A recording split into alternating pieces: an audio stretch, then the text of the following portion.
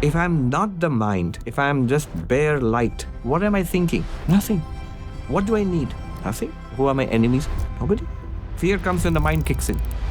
As long as I'm a mind, a person, everybody's a person to me. The moment I step back from physicality, I realize everybody is that light. The day I finished my last assignment in college and went straight to the monastery and joined, that's how I became a monk. We have been born many times and we have died many times. And that's not good news. But the really important promise is here and now, in this life. You can have possessions, but not be possessed by the possessions. Well put, yes. You can have things, just the things don't have you. Yes. Comfortable life right here and now means no progress. It must be pushing the envelope somewhere. It's a human limitation that we think if this is right, everything else has to be wrong. In meditation, when we calm down, that's what the ego hates. This is how you thin out the ego. So we sit still, closing the eyes when we are ready.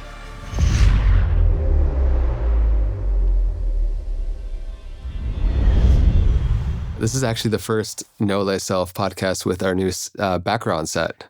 Oh, I see. Yeah. Yeah. We're making some changes. So it's good to have you in the studio. Swamiji, thank you so much for being here. Thank you for having me, Andre. I have been loving watching your talks and reading some of your books over the past few years. And the conversation today is one I'm very passionate about. And it's been very much so your life study. For people that don't know, what is Advaita Vedanta? Well, Advaita Vedanta is a very ancient school of Indian non-dual spiritual philosophy. If you back up a little bit, the big picture kind of, if you see the study of spirituality and philosophy in India, it's like a big project you can discern from all the way back long before the Buddha. This quest to know reality about the world, reality about ourselves. It was not like our modern scientific quest. Rather, it was a quest that there is something, if we uncover that, if we realize that or find that out, then our life becomes fulfilled. So that was the quest. This quest, it went by many names: moksha, freedom, mukti, which means freedom, nirvana, kaivalya. There are multiple names and multiple traditions. Many of them were based on the Vedas, which are the root texts of Hinduism. Even those which are not directly based on the Vedas were often reactions to the Vedas, like the Jainism or Buddhism. And in the Vedas, you have these texts called the Upanishads, which are sort of the highest spiritual teachings of the Vedas. And based on these Upanishads came multiple schools of what are now called Vedanta. Vedanta just means the end of the Vedas, and not in a literal sense as the end of the book, but also in the sense of the end teachings, the final teachings or the highest teachings. But these Upanishads themselves were interpreted in a variety of ways. One of the ways, and one of the most well-known ways, is the way of Advaita Vedanta. Advaita just means non-dual. So non-dual Vedanta. It's a non-dual interpretation of the Upanishads. Based on the Upanishads, there is a text called the Brahma Sutras, and the most well-known text of Vedanta, I guess that's the one book everybody would have heard of in the world, the Gita, the Bhagavad Gita. So that is the textual basis and background of Advaita Vedanta, and it has continued down from that time onwards till today. It's a living tradition. There are millions who follow it, who study it, who practice it. There are thousands and thousands of monks also. Like myself, I'm one of them, who have made it their lifelong pursuit to study, practice, live by, and manifest this philosophy. So it's a living tradition. It has been for millennia. Its central teaching is radical. You are that. Tat Tvamasi in Sanskrit. One beautiful thing about Vedanta also, there is an ocean of literature. But it can be expressed, the central teaching of Vedanta can be expressed very elegantly in half a verse. So there is a Sanskrit saying, Brahma Satyam Jagat Mithya Jiva Brahmeva Napara, which means Brahman alone is real. The world is an appearance. And you are that ultimate reality. The sentient being is that ultimate reality. You can compress it further into a short sentence. You are that. Tattvam asi. That means you are that ultimate reality. That means if we were to really inquire and find out who or what we are, if we knew ourselves, we would discover something amazing. That's the promise, something, the greatest secret of all. In fact, the point of it all, rather. Other sentences are there in the Upanishads. Aham Brahmasmi, I am Brahman, I am the ultimate reality. Prajnanam Brahma, consciousness is the ultimate reality. I am Atma Brahma, this very self is the ultimate reality of the universe. You can compress it further into single words, just the word Brahman, not the Brahmin, which is a caste in Hinduism. Brahman literally means the vast, the limitless. Sometimes in the Upanishads, it's just called Tat, that. The word Purnam, which means complete or whole or limitless. Anantam, which means limitless. You can make it even shorter. You can just say Om, and if you unpack that, the monosyllable Om, you would get all of Vedanta. You can make it even shorter, just silence. They say the Vedanta can be expressed as silence. So, what is the promise that this way of knowing, this end of knowledge or culmination of knowledge is providing? In essence, what is Jivan Mukti, and what can, by virtue of listening to this podcast, can our audience, community, listeners hopefully get a bit of a glimpse into of that same goal or promise there? That's a good question. And the promise is really, really big. It doesn't get any bigger than this. I can put it in two ways. One is the traditional way it is put in India, not just for Advaita Vedanta, but for all these paths, all these ancient paths. It's freedom from the cycle of birth and death. That's how life is understood in India. And that's not peculiar to one school. It's sort of axiomatic across all schools, except the materialists who say everything ends at death.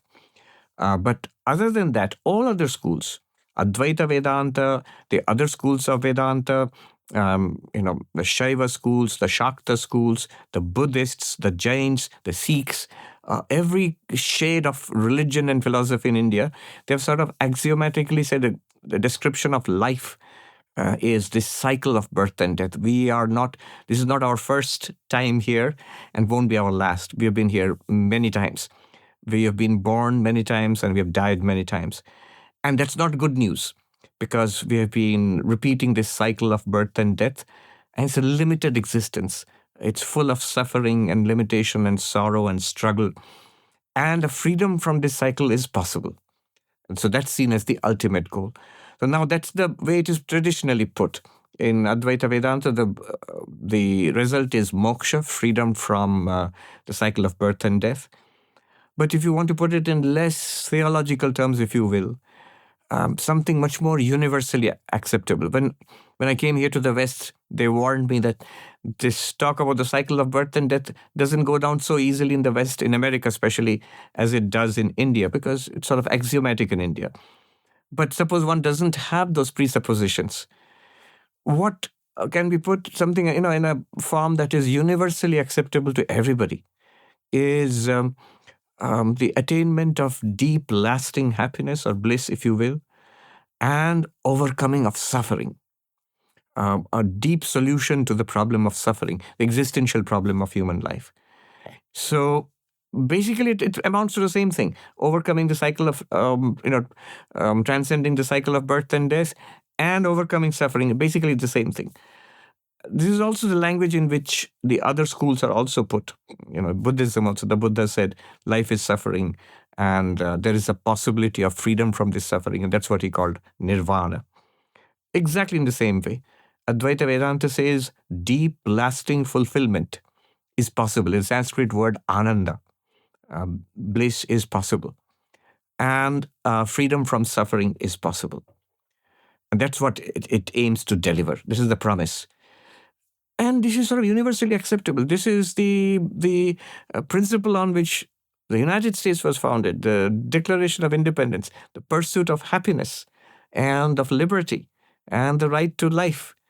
So life, liberty, and happiness, if you put it in Vedantic terms, the pursuit of happiness is ananda, bliss. The pursuit of life would be eternal existence. That means freedom from death, literally, and freedom, liberty. I don't know if the founding fathers meant it in a Vedantic sense, but they hit upon something very profound, very deep.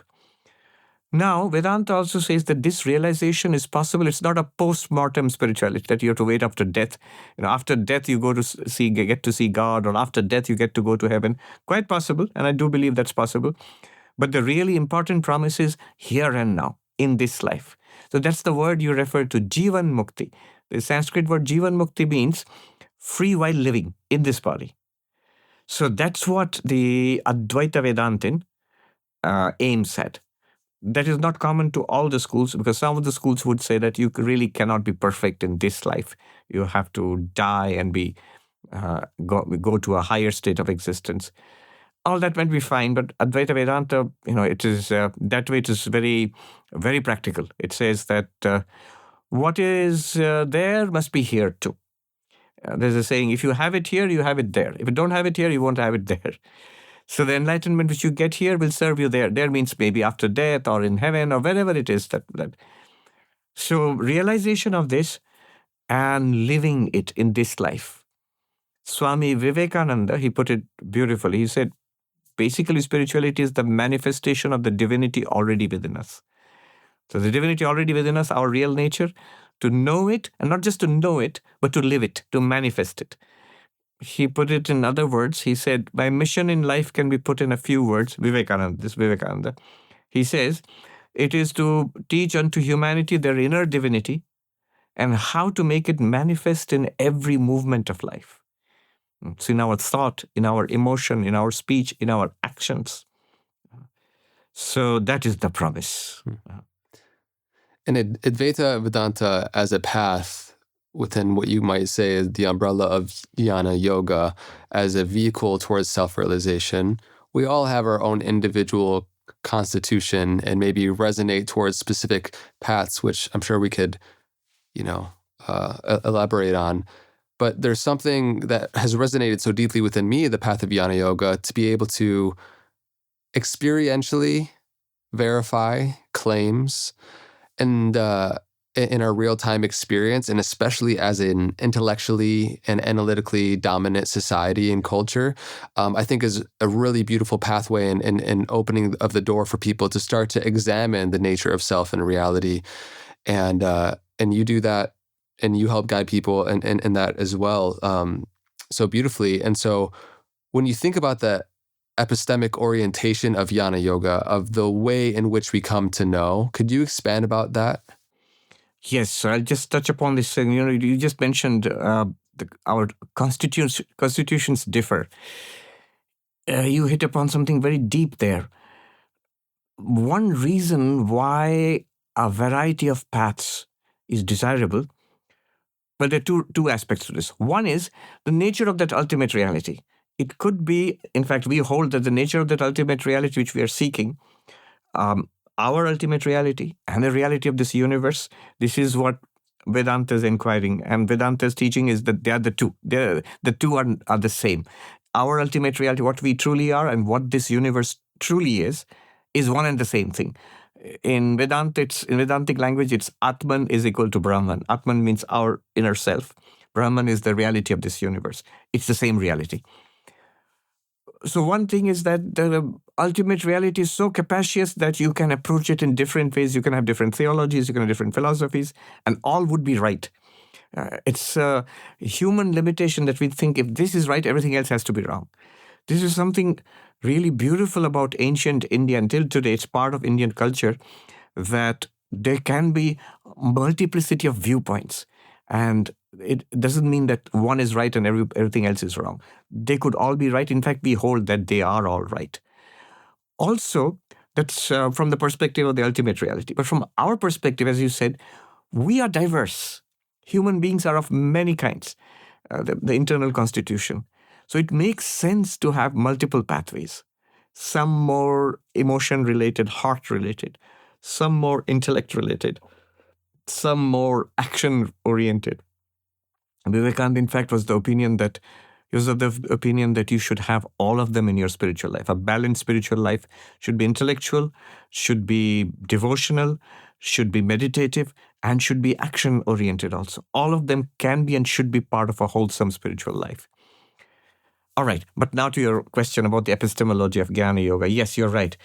It's extreme. I find it extremely attractive, and I see large numbers of people are drawn to that side of Jnana Yoga. Let's put it this way. All these paths work, but let's put it under three broad paradigms. I'm just trying to bring out the uniqueness of Jnana Yoga. What makes it so special? One path of spirituality is something that is very common, immediately understood.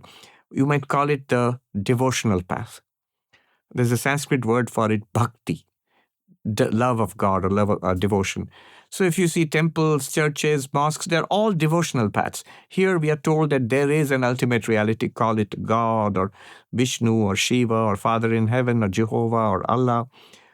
And how do we know that? If you ask an epistemic question, the answer would be, you know it by tradition, by faith, and because your masters have told you so, because your religion tells you so, your holy book tells you so, the testimony of the saints, and so on. So you know it that way. It's primarily a path of faith. And the way it is practiced is also, if you look closely, it is love, devotion, prayer, music, surrender, adoration. It's a worship of the other, the divine as the other, God. The problem with it's a beautiful path, and it's a genuine path. It has produced mystics and genuinely enlightened people across the centuries. And it's the most common path, which is what you get when you come to religion, first of all. But if you want to play the devil's advocate, especially in this day and age, we have never had so many atheists or agnostics ever in the history of humanity as we have today. Because in this path, because it's based on faith, it's possible to believe, it's possible to disbelieve, it's possible to believe otherwise. So yes, I believe in God, just not in the way as you do. Yes, I have my own holy book. You have your own holy book. The problem with faith is one may believe, one may not believe, one may believe differently, one may believe strongly or less strongly, and one may disbelieve. And because it's not immediately experiential, it's based for a long time on faith, although ultimately it does culminate in experience. It can be doubted. And that's why you have all this day and age, if you talk too much about God and faith and devotion and love, you're going to run up against, Richard Dawkins or Christopher Hitchens or his past, or Sam Harris and the militant atheists. You'll run up against your own sense of reason. This path, it does not tolerate questioning immediately. It is based on, you have to start on faith. So this is the problem with this path, the path of belief. Again, genuine path. If you have belief, go for it. But this is the weakness of that. And if one is purely on a belief path, in the long run also there are problems. One's belief can be shaken. Life has a way of shaking you up. One's belief can be weakened. One can go very far in this path and still have doubts. I read a diary, Mother Teresa's diary, quite advanced in life, and she says, very touchingly, she says, I pray and pray and pray into the darkness, and there's no reply. So that can happen. In contrast to this, you have a second path. That is the path of direct experience. Let's call it the path of the mystics. In Sanskrit, we can use the Sanskrit term, the yogic path, where we are told, no, not a question of belief. It's a question of experience. As Vivekananda said, religion is realization. And this experience is open to everybody. We can all have that experience. And not only can we have that experience, we must. That's the whole point of human life. That's why we are here. And how do you get this experience? There are practices. You sit in this way, you breathe in this way, you focus in this way, you visualize, meditate in this way, and eventually you will see for yourself. The claims of spirituality can be verified in our personal experience. So an experiential way. A classic example here would be the Patanjali Yoga Sutras. So they don't start with any demand for belief in anything. You just have to have a working belief that there's something in this. Let me investigate it. And the point would be actually to experience it for yourself.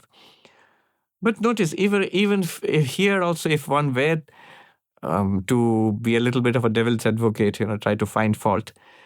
Here also, notice the weakness is these mystical experiences. These are not public experiences. These are not shared experiences. These are not easily available experiences. And that's exactly why it takes so long and so hard and so rare.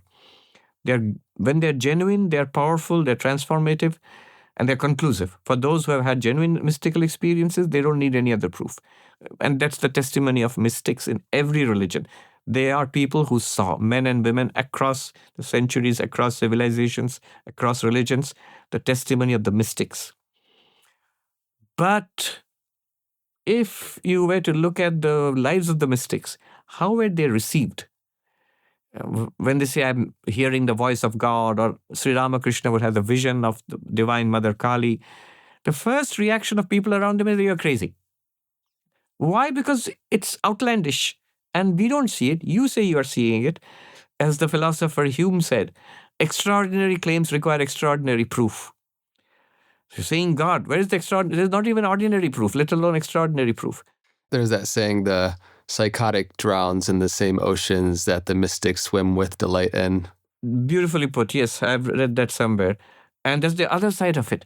That, there can be a psychopathology of it. There is. You can't deny that.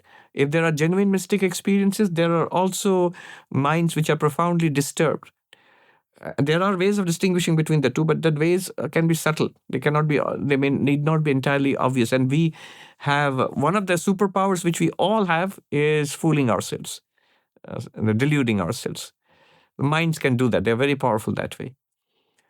In this day and age, maybe in more politically correct times, nobody's going to accuse you of being crazy, but the neuroscientist will come and say, I'm sure you are seeing the light, you're seeing God, or if you're feeling one with the universe, I'm sure you're doing that. I'm not denying it.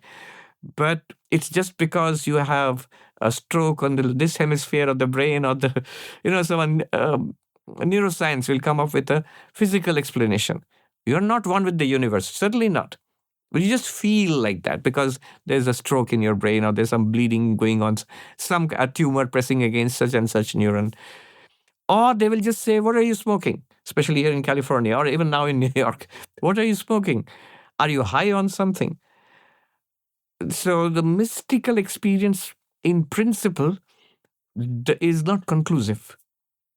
And there can be many explanations of that.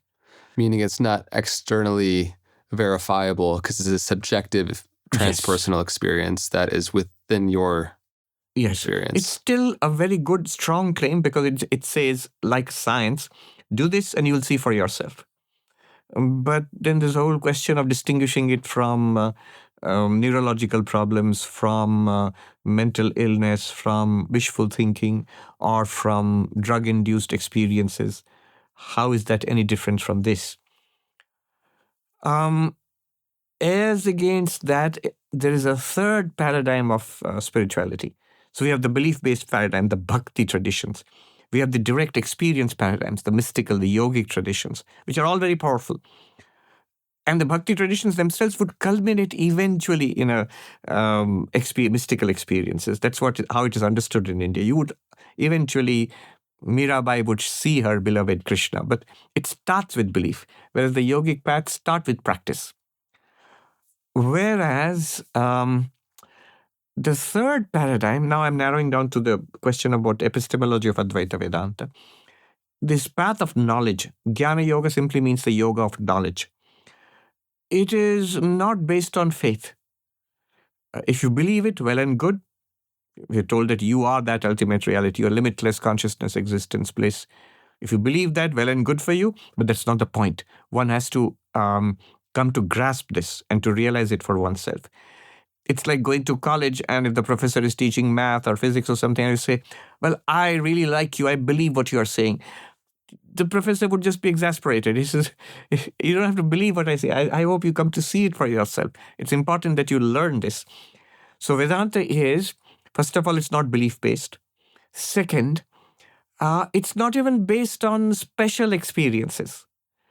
See, in Vedanta, it is experiential, but in a much broader, much more acceptable universal sense. What I mean by that, we wake, we have a waking state. We dream, we have dreams.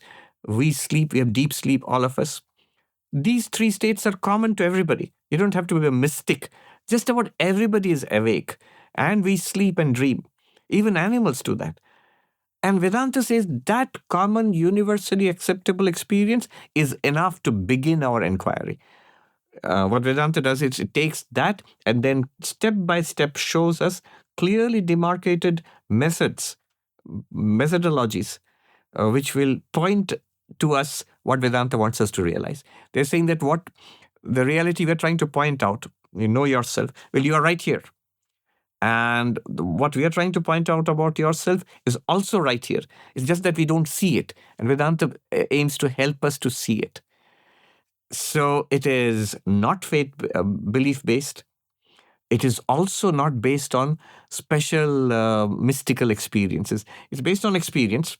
That's a great claim to our attention, that it's based on already available experience. Waking, dreaming, sleeping, or the 5 layers of the human personality, the physical, the vital, the mental, all of us have it. And all that Vedanta does is it looks inside. It's also entirely rational. Every question, we must ask questions, and every question does have an answer. It's been worked out. It's not free thinking in the sense of doing philosophy, because it's more like pointing out. The masters, they already know what they're talking about, and they want us to see it. So the goal would be to listen carefully to them, try to grasp what they're saying, and then look for ourselves. In fact, that's the method of Vedanta, the threefold method of Vedanta: to listen and to reason and to meditate. In Sanskrit, Shravana, Manana, Nididhyasana. Shravana means hearing, listening. You listen from a teacher or you study it, but the core thing is actually listening from a living teacher. And then reasoning about it, question it, analyze it threadbare. One needs to have conviction. This is the path of knowledge. The intellect must be thoroughly convinced. The intellect by itself cannot help us to become enlightened. You can't argue your way to God, but the intellect can block us. It can throw up, it can tell you that this is crazy or this is not real. So intellect must be convinced. It must see for itself, yeah, I get it now. And then it must come to see for itself also. So there is a gap between understanding and then the realization of it. So there is the hearing, there is the reasoning, and then the realization. But that's how knowledge works. You go to a classroom and you want to learn something. That's how it works. You ask questions, read, listen, argue, and then you have the eureka moment. Oh, I get it. So this, I think, is a special appeal of Advaita Vedanta. It's also the way of the, I'm joking here, tongue in cheek, the way of the lazy one, because it's the claim seems to be, you want it instantaneously or you want to work for lifetimes? I want it instantaneously. All right, you'll get it. Do you want it effortlessly or do you want to work really, really hard for decades before you get a glimpse of it? I want it effortlessly. Of course, there's a fine print to that. Instantaneous, effortless, true. But that is at the end of a long road of seeking and investigation. Yeah. Now, how important do you feel it is to acknowledge one's own ignorance to then begin the acquisition of true knowledge? How important is the awareness of our own ignorance? Oh, very important. That's where it begins. In Advaita Vedanta, the problem is not that we do not know who we are, know thyself, not that we do not know who we are. The problem is we think we know. In fact, that's the last place we would look. We're looking about for the ultimate reality of all things, for God, for enlightenment. We think we know who we are, and we are quite convinced the answer lies out there. Advaita Vedanta wants to show us the answer lies within you. In fact, you are the key to it. But for that, it has to show us that we don't really know ourselves. So the discovery of our own ignorance, that there are great depths to myself, that is the first step in Advaita Vedanta. I'll show you why it is so important. Descartes, cogito ergo sum, I think, therefore I am. He started his project of skepticism, doubting whatever could be doubted, to find the ground of all knowledge, the one piece of knowledge which can never be doubted. Nobody ever doubts that. And he says it's our own existence. Just the fact that I'm doubting it, just the fact that I'm thinking, shows that I exist. And that fact cannot be doubted. Nobody ever doubts, do I exist or not? Even in the act of doubting, you are proving your own existence. The doubter exists. So that part of it is famous. Cogito ergo sum, I think, therefore I exist. But a little further down in the meditations, Descartes says very touchingly, he says that we know so little about ourselves. He says it is passing strange. That which I am utterly convinced about, that which I can never doubt, I know so little about it. And that which I know so much about is always open to doubt. We know so much about the world. Now, 300 years after Descartes, we know much, much more about the universe. But it's always open to doubt and correction. And one thing we know that can never be changed, that I exist. But this I, which exists surely, indubitably, Descartes says, I know so little about it. I don't know anything about it. But then he stopped. There's a difference between Vedanta and Descartes. He stopped because his quest was outward. How can I justify all this knowledge? He wanted a firm basis for all the knowledge of science or religion or whatever it is. And he found it in the indubitable existence of the self. That he did not investigate further. I exist, absolutely sure of that. Now let's get on with the business of justifying knowledge. Because Vedanta says, wait a minute, I exist. The self exists. There's no doubt about it. But what is the nature of that self which exists? Let's investigate. Descartes sort of had the intuition you can't find out anything more about it. Even Kant had that kind of intuition that it is, but then we can't know anything more about it. Vedanta says, oh, we can. We can know a lot about it. And in that discovery lies our salvation. So that intuition, knowing yourself, it is entirely possible, but it's possible in a special way. Descartes, Kant, they were right. It's not in a sensory way. We can't see ourselves, hear or smell or taste or touch that reality which we are, pure consciousness. We can't even express it adequately in language, not even express it except indirectly in thought. Still we can know it. A quick share. If you've been following me for a while, you know I care a lot about starting the day well, as we all should. And hydration is one of those simple, important levers that makes a world of difference on your energy, focus, and mood. Many are chronically dehydrated, and a good support for that is LMNT. LMNT is a zero sugar electrolyte drink mix that contains a science-backed ratio of sodium, potassium, and magnesium that helps regulate your appetite, curb your cravings, and improve your brain function. I have been drinking LMNT almost every day now for many years, and I do genuinely notice the mental clarity and steady energy that I get with it, whether it's post-workout, sauna-ing, during a long recording day, or just dialing in hydration. It's definitely a staple for me. There's no sugar, no artificial colors, no junk, and they're also branching out in retail this year with their sparkling electrolyte water, which I love. These things are absolute crack. If you want to try them out, you can get a free 8-count sample pack with LMNT's most popular drink mix flavors with any purchase at drinklmnt.com/knowthyself. And if for any reason you don't like it, they have a no questions asked refund policy and you don't even have to send it back. That's drinklmnt.com/knowthyself. It's all linked down in the description as always. Thanks LMNT for supporting this show. Back to the episode. So I would love to have you walk us through from the belief of a separate egoic individualistic self to the experience of I am that, the experience of the consciousness, which is the more fundamental aspect, the fundamental aspect of self. And so when you take somebody just walking, living their conventional life on the randomly pick them up off the street and you say, who are you? Or what are you?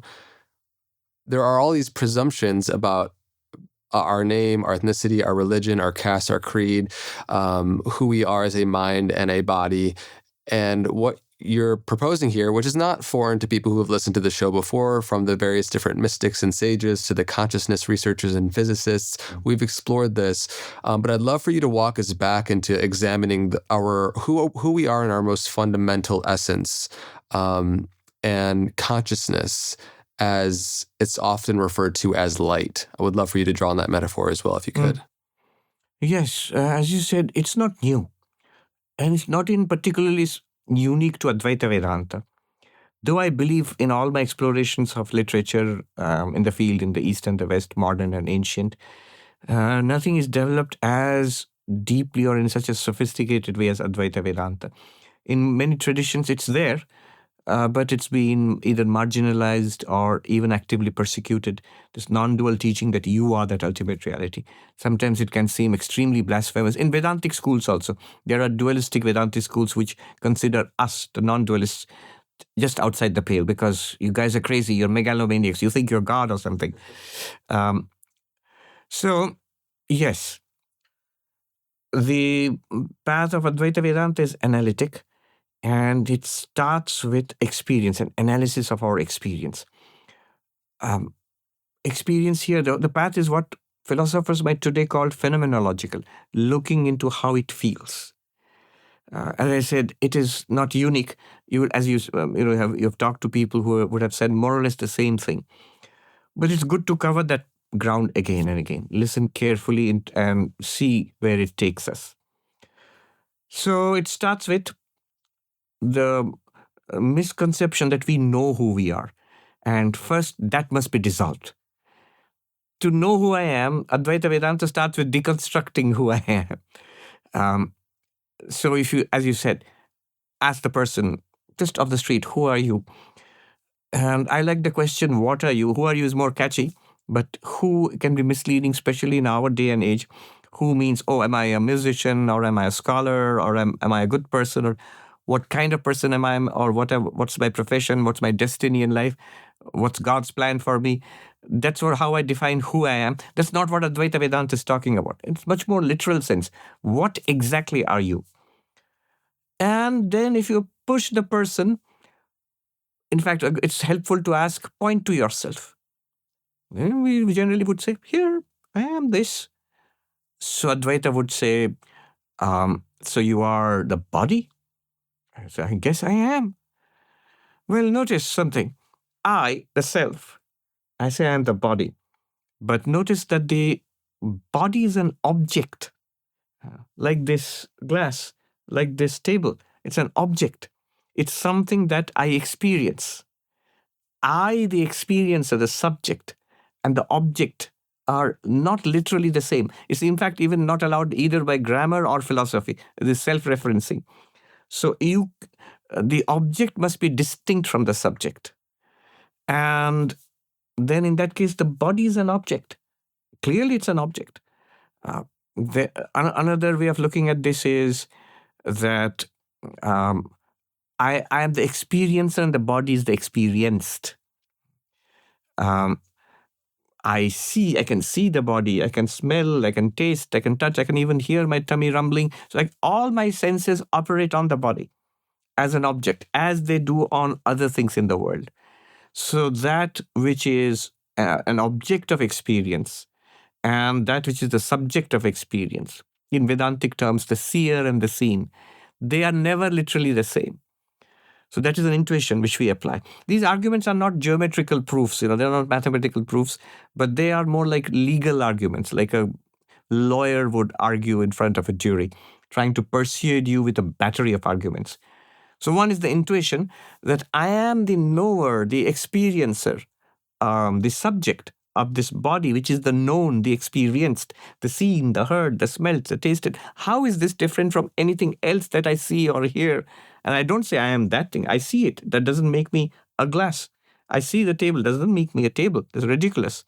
Why does it suddenly change when it comes to this object, which is also a thing? It's a biological machine of enormous complexity. But why do I think I am this?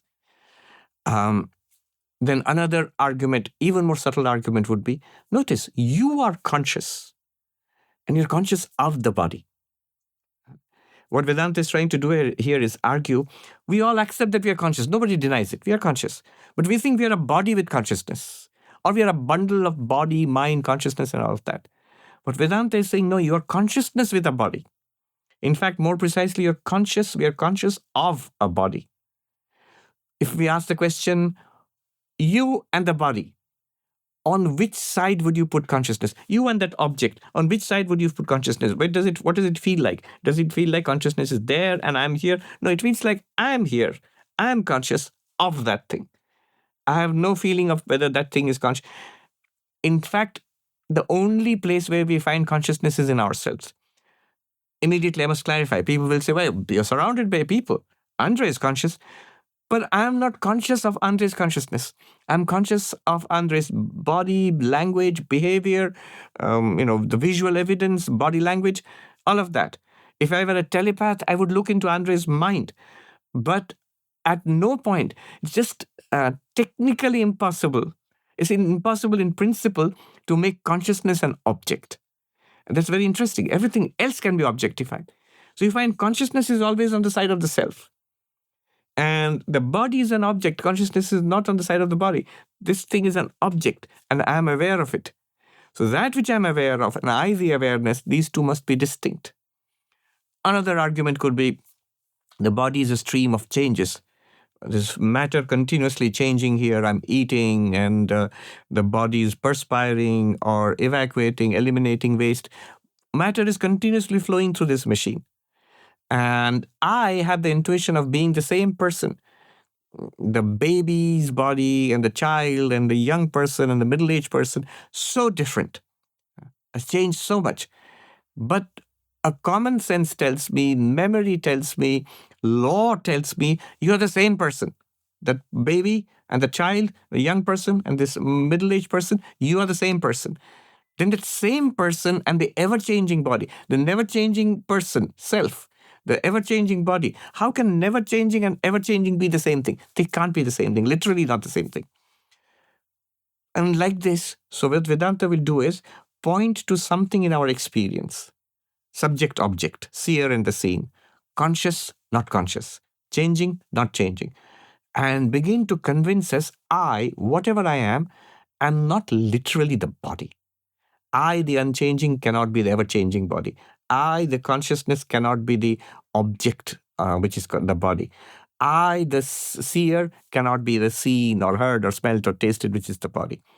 So psychologically, intellectually at least, a gap opens up between myself and the body. And then I'm trained. Take your time. Settle down and regard, see the body as an object. Feel it as changing, as not literally me, not literally I. And then our attention is drawn further inwards to the breath, which is part of the prana, the forces which keep this body alive. And the same arguments apply to it. Changing, unchanging. In breath, out breath, short breath, long breath. The prana, which is healthy or sick or hungry or fulfilled, satiated. So it changes. Like the tides in the ocean, the prana flows in and out of the body. But I notice, if you look at it from the perspective of the self, I am the same self which breathed in, which experienced breathing in, and I'm the same self which breathed out. You say, what's the point? The in-breath and the out-breath are not the same. They're two different breaths. But I'm the same self which experienced both. So the self is unchanging, the breath is changing. The self is the observer, the breath is the observed. And that's the basis of all mindfulness meditation, that you observe the breath. What Vedanta takes away from that is consciousness is the observer, is the experiencer, is the subject. The breath is the object, the experienced. Consciousness is on your side. The breath doesn't feel conscious. I feel conscious. I am conscious of the breath. I am aware of the breath. The breath is not aware of itself. The breath is not aware of anything else. The breath is not aware of me. I am aware of myself. I am aware of the breath, and I'm aware of lots of other things also. So awareness or consciousness is on my side. In this way, we argue the same arguments will hold for the breath. And then Vedanta interiorizes it further. We have gone from the body to something subtler. Interior means not physical inside the body, because if you go physical inside the body, you'll just find more body. But in our own experience of ourselves, breath, interiorize further, make it more subtle. What do we find? The mind. Immediately when we look inside, we find the mind, thoughts, feelings, pleasant, unpleasant, happy, sad, miserable, depressed, energetic, whatever it is, our feelings, our emotional states, our vital states, perceptual states, that's the mind. Memories, desires and impulses arising and floating away. So that also, same arguments will apply. Vedanta will point out, does it change? And we say, oh boy, does it change all the time. And yet I am the same one, the one who experienced depression, now I experience joy. The one who experienced restlessness, now I experience peace. I am the same one. Restlessness and peace are just not the same. They're diametrically opposite. So the mind changed dramatically from restlessness to peace, from depression to joy. But I am the same one. Then I can't literally be the mind, changing and unchanging. Subject and object, even the mind. See, here it becomes interesting. Until now, we regarded the mind as the subject. I am the mind and I am the subject of this world. I'm basically what I call a person. But now even the mind becomes an object, because we can examine our own mind. We can objectify our own thoughts and feelings. It just requires us to introspect a little bit. We notice these feelings appear and disappear. Thoughts and memories appear and disappear. So the mind is also object and I'm the subject. And most dramatic of all, I'm conscious of the mind. The mind by itself is not conscious. It's not something that I'm stipulating. It's very important to come to realize this. It's extremely important for Advaita Vedanta to realize the difference between mind and consciousness. I'm aware of the thought. If I just think a thought, it's very easy to do this experiment. Let's just think ABCD. I'm thinking ABCD. Now I notice I'm aware of ABCD. ABCD is not aware of me. I'm aware of myself. ABCD is not aware of itself. ABCD is not aware of the next thought, 1, 2, 3, 4. I'm aware of both these thoughts. So consciousness is on my side, not on the side of the mind. Even the mind is by itself non-conscious. When I say ABCD, it's just like mental talk. So I am conscious of the mind. Consciousness and mind are not literally the same thing. Just a little segue, a little footnote here. This whole issue of AI now, I think it just goes to prove this point. People are scared of AI because AI seems to be doing more or less the stuff which we thought only we could do. Be creative, write stories, compose poems or songs, make a movie. AI is doing all of that. We thought, the robots will come and take over the hard work, the laundry and the cleaning. Now it's we have to do. They still have to do the laundry and the dishwashing and the cleaning, but the machines are taking over the higher order human functions, creativity, decision making. So where are we? Vedanta has the answer. Vedanta says there's no surprise that these machines are able to do that, because you are not even the mind. As the body is a biological machine, the mind is a psychological machinery. It's machinery. It's extremely subtle and powerful. It's still machinery. And it's no wonder that you have come up with another kind of machinery, a silicon-based machinery, which can duplicate the activity of the mind. But notice, guess what? There's one thing that these AIs are unable to do. They are not conscious. Ask any of the experts in Silicon Valley. Is your AI conscious? They will say, even some of the most optimistic ones would say, rather defiantly, why not? But do you really believe they're already conscious, or they could be conscious? And they would say no. Most people would say they're not conscious in that sense. They don't have feelings. They are machines, extremely clever machines, and they are intelligent. There's nobody who doubts they're intelligent. There's very few who would claim that they're conscious. That means you can be intelligent without being conscious. Going to prove what Vedanta is trying to show you, that the mind and consciousness are different. And it could go further. Suppose you dismiss the perception of the world, dismiss perception of the body, dismiss perception of the mind, just utter stillness and silence, something like deep sleep.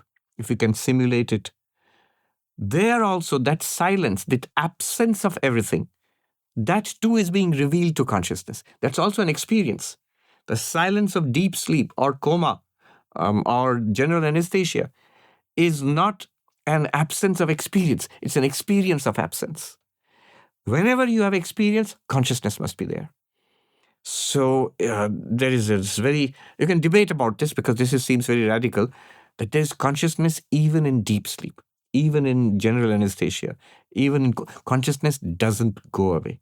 In fact, in principle, it's impossible to imagine the absence of consciousness. If you could visualize the absence of consciousness, there is consciousness. But that's what's experiencing the absence of consciousness. So now you do this and dissolve the sense of self in the body-mind. So what have we achieved so far? We deconstructed ourselves.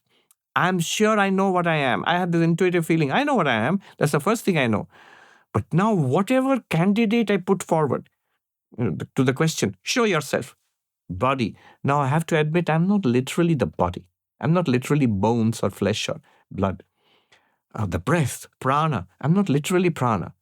The mind, thoughts, my own story, my memory, my narrative about myself. I'm not literally that either. Those are also objects. The intellectual understanding of who I am, that also is the part of the intellect. It's part of the mind. To dismiss everything, that also is an object. So whatever I put forth as I know myself, but yet I can't point to myself. Whatever I point to, I am forced to admit, no, not quite. I'm not quite that. So what we have achieved now is a deconstruction of our sense of self. If I stopped here, I would be a good Buddhist. That's where the Buddhists stop. They say this is enough. The no self. But we still left with Descartes and his intuition that I still do exist. I can't deny my own existence. So Vedanta asks us this point. Now that you, on one side, you are sure that you do exist, and yet you can't point, whatever you pointed to as yourself, now you yourself admit that I can't be that. So we are left with the question, this absolutely sure sense of existence, indubitable sense of your own existence. But now I can't point to what am I? Then what is this absolutely sure existence? What's it mean? As long as I'm the body, I can point to what I am. This is what I am. As long as I'm a mind, I can point to myself. I am this bundle of body and mind. At least I can know what I am, this person. But if I'm not the body, not the mind, and yet I do exist, what am I?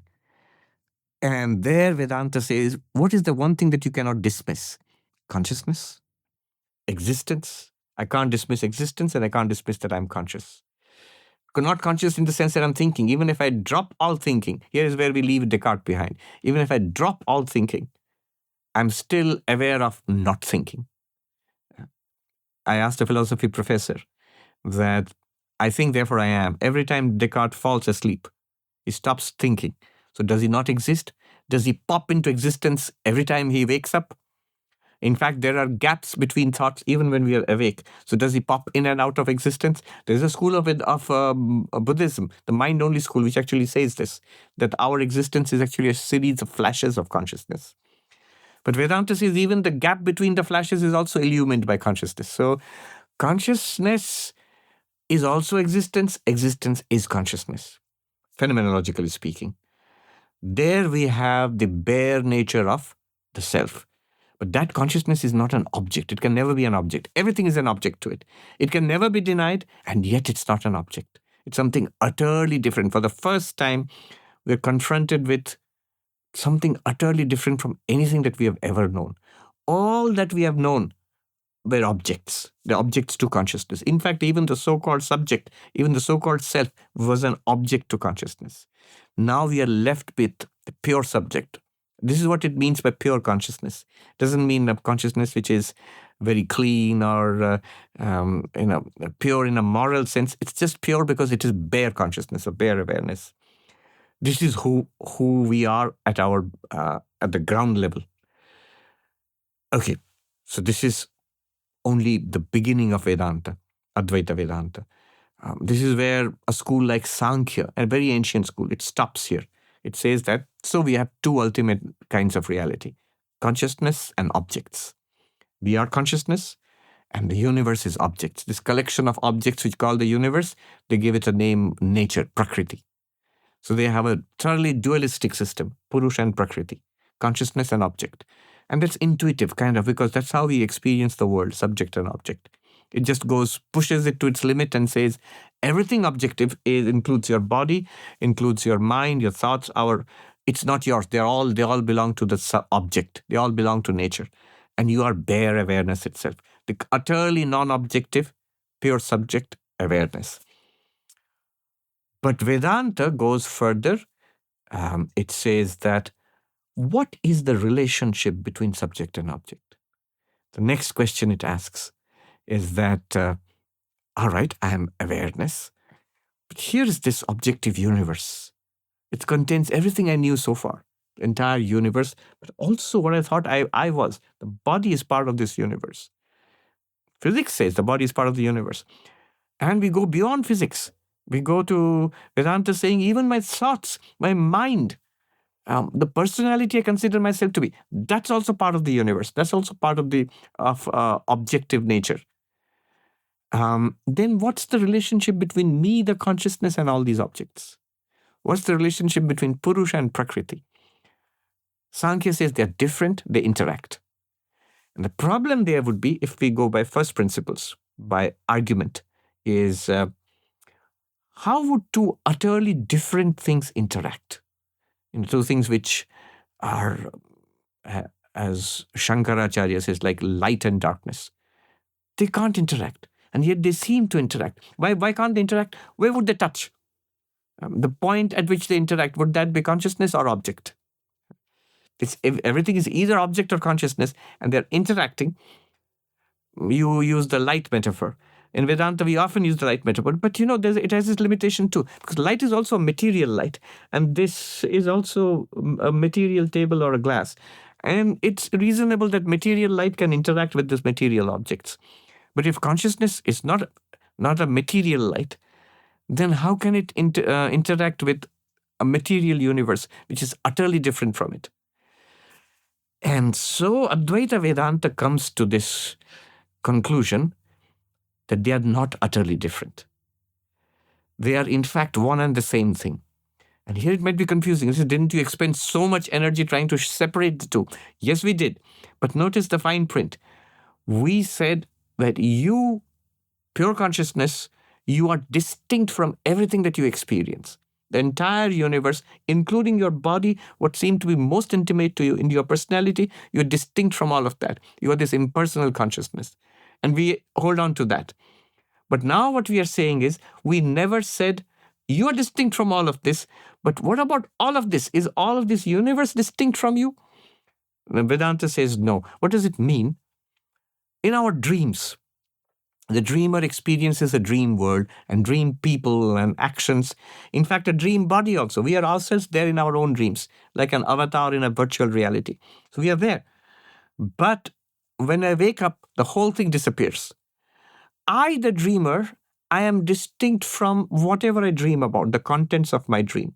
Because I exist before the dream, I exist during the dream, I exist after the dream. But the contents of the dream, they don't exist apart from me. They are all projections of the dreamer's mind. Similarly, what Advaita Vedanta is saying, the final conclusion it comes to is, yes, you are this impersonal consciousness, pure consciousness, bare consciousness, the ultimate subject. It is true. But whatever you experience, this entire universe, physical and mental, all of this is also you. You are appearing to yourself as your own object.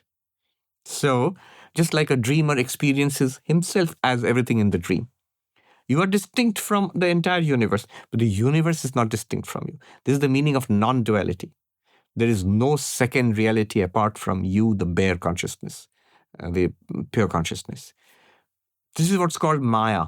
That pure consciousness can appear to itself as a vast physical universe, as time, as space, as objects in time and space, as bodies, as personalities, as lifetimes, birth and death, all of that. And yet it continues to be nothing other than pure consciousness. So this is the meaning that Brahman is all. This is the meaning of you are that, Tattvamasi. This is the meaning of non-duality. Non-duality in what sense? Non-duality of the universe with consciousness. It's like if you look out at the Pacific Ocean, you have thousands and thousands of waves, but it's the non-duality of all the waves with regard to water. If we count water, then there's only one thing in the Pacific Ocean. You can't say there's water and 1,000 waves, because then you're double counting. The waves are also water. So the waves are non-dual with respect to, even though they are 1,000 or 10,000 in number and always changing, they are non-dual with respect to the waves, with the water. If you see the water, there's only one thing there, that's water. The 10,000 waves are also that same water. They may be continuously changing, but what does not change is that they are water. They may be big and small. They may be tsunami waves or little bubbles. But what does not change is that they are water. And of course, this water wave analogy has its limitations. But here, consciousness itself is appearing as its own object and experiencing itself. This makes you one with the universe. That's why it's non-dual. Nothing in the universe is separate from you. This makes you the ground of this entire universe. I mean, I like that Buddhist language that the primordial ground of being, if you do not know it, it appears as samsara. If you know it, it appears as nirvana. This thing itself, it appears as samsara as long as we do not know who or what we are. And when we realize who or what we are, this itself will appear as nirvana, as freedom. So this is the basic theory of Advaita Vedanta, the philosophy and teaching of Advaita Vedanta.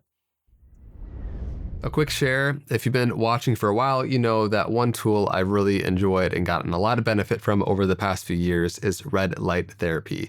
I usually start my mornings with meditation a few days per week, combine it with red light therapy, and yeah, there's so much studies, over 4,000 peer-reviewed studies showing cellular healing, boosting collagen, supporting testosterone, and more. If you're curious about trying it, Bon Charge is a solid choice. The red light devices like this one, the Demi Light, have the lowest EMF levels on the market. There's no flicker, and they combine near infrared and red light into one lightweight device. They ship worldwide and have an easy return policy. They also offer an array of other science-backed wellness products that are worth checking out. You can head to boncharge.com/knowthyself and use coupon code knowthyself to save 15%. That's boncharge.com/knowthyself and use coupon code knowthyself to save 15%. Bon Charge products are all HSA, FSA eligible, giving you tax-free savings of up to 40%. I hope you enjoy. Links in description as always. See you on the next one. So this distinction of falsity, that the world and its many different appearances in essence is non-dual. It is not distinct actually in the way that we were describing as subject and object, but that water is the one pervasive thing that everything is made up of, like the many different waves in the ocean. Now, can you help us kind of close this gap to be able to understand and experience for ourselves? And maybe you have a guided practice, maybe it's just more through the reasoning, because for many, I think that's the big jump, is to say that, okay, I can see that I am from a fundamental place, my conscious awareness is observing my body, my breath, my sensations, even my thought and subtle fluctuations of my mind, even absence itself. And yet to make the claim that like ontologically speaking, that the universe is not separate from that field. How would you walk us to that understanding? Yeah, so that's a big jump. The first part of it is not all that difficult to come to, that I'm awareness. The first part of it is going from I admit I'm aware. Who doesn't? We're all aware. We're all conscious. So I think of myself as a body with consciousness. And from going from there to consciousness with a body, I think of myself as this bundle of body, mind, consciousness. Going from there to consciousness with a mind and a body, that's the first step. And Vedanta says it's already a fact. Vedanta is trying to get us to see that. It's not trying to get us to change anything at all, except our perspective of it. It's getting us to flip that. And there's actually a moment of an actual breakthrough, where it suddenly falls into place. Oh, I see. But then there's the further inquiry into this universe of experience. Um, they seem to be things out there. Vedanta says it's only because we are body based. If I'm this body, clearly all the other bodies and all the living and non-living things are outside me. It's quite clear. If I'm mind, then my mind refers to objects which might be outside the mind, or even, at least even the thoughts, they come and go. But as consciousness in which all of this appears, is all of this ontologically separate from consciousness or not? Is it a separate, independently existing reality? Vedanta would claim not. That's the doctrine of the falsity of the world. It's like saying there are 10,000 things, ever-changing things in this ocean called waves, as long as I don't know what water is. And then somebody would be right in pointing out what you are thinking of is not real. What you are thinking of, the reality there is water. You're thinking there are things called waves independently existing out there without an appreciation of what water is. The moment you understand what water is, then the waves are also explained what they are in reality. So that's the doctrine of the falsity of the world, what the Mahayana Buddhists would call the emptiness of existence. In itself, they are not independent, separately existing entities. Before we go into the practice, we take a little philosophical step back and say, what alternatives could there be to this? Take the most common alternative, materialism. Materialism is also a kind of monism. Just says that the one reality of the universe, the one non-dual reality of the universe. The materialist can also say, I'm a non-dualist, but the non-dual reality which I'm talking about is matter. And everything else is nothing but matter. Whereas the Advaitin says, the non-dual reality is consciousness. Even matter is nothing but consciousness. So what is this relationship between matter and consciousness? Today, this is the hot subject. It's called the hard problem of consciousness. Going back to the question about AI and consciousness, notice that it should have been easy to replicate consciousness. Why? Let me tell you why. AI is doing some really complex stuff. Creativity is difficult. AI is doing it. Decision making is difficult. AI is doing it. Driving a Google car, a Waymo taxi is difficult. AI is doing it. These are very complex tasks. It requires billions of dollars and thousands of hours of training to get the AI to do that. Such difficult, complex tasks, high order tasks, which human beings, no other animal even is capable of doing it. But AI can do it. Whereas consciousness is very simple. It does only one and one thing only. All that consciousness does is give you the feeling of it feels like something. It gives us experience. The complexity of experience is entirely the complexity of the objects being experienced. It is not the complexity of the experiencing consciousness. The complexity of the experiencing consciousness is simple. It's just bare consciousness. It's like bare light. There's no complexity there. Whereas what we find as a very complex experience of life, entire complexity is the objective universe. So this very simple consciousness, why is it so difficult to replicate? If it was nothing more than the mind or the body, it should have been easy to replicate. Or take a look at the hard problem of consciousness. If the brain is just another organ of the body, which it is, the kidney is an organ, the lung is an organ, the brain. So why should it be so difficult to pin down what it does exactly? If we assume that it produces consciousness, it should have been pretty simple to pin it down. These processes are the ones which are producing consciousness, and here we demonstrate it. But we run up against that hard problem of consciousness, the wall, that objective processes, you can break down complex objective processes into simple objective processes. The last thing that you can observe in the brain, the subtlest thing with our fMRI machines and all, are minute electrical activity, neurochemical activity, electrical activity in the brains. But they're just neurochemicals and electrical activity. It's not music. It's not a glorious sunset. It's not the feeling of pain or sorrow. There is no feels like about that electrical activity. Where does that come from? You just have to say somehow. No, nobody knows that. Therefore, This movement, now we're back to ontology again, this movement to reduce consciousness to matter, consciousness to brain, is running up against huge obstacles. We have no way, we don't even understand it. That's a very interesting thing.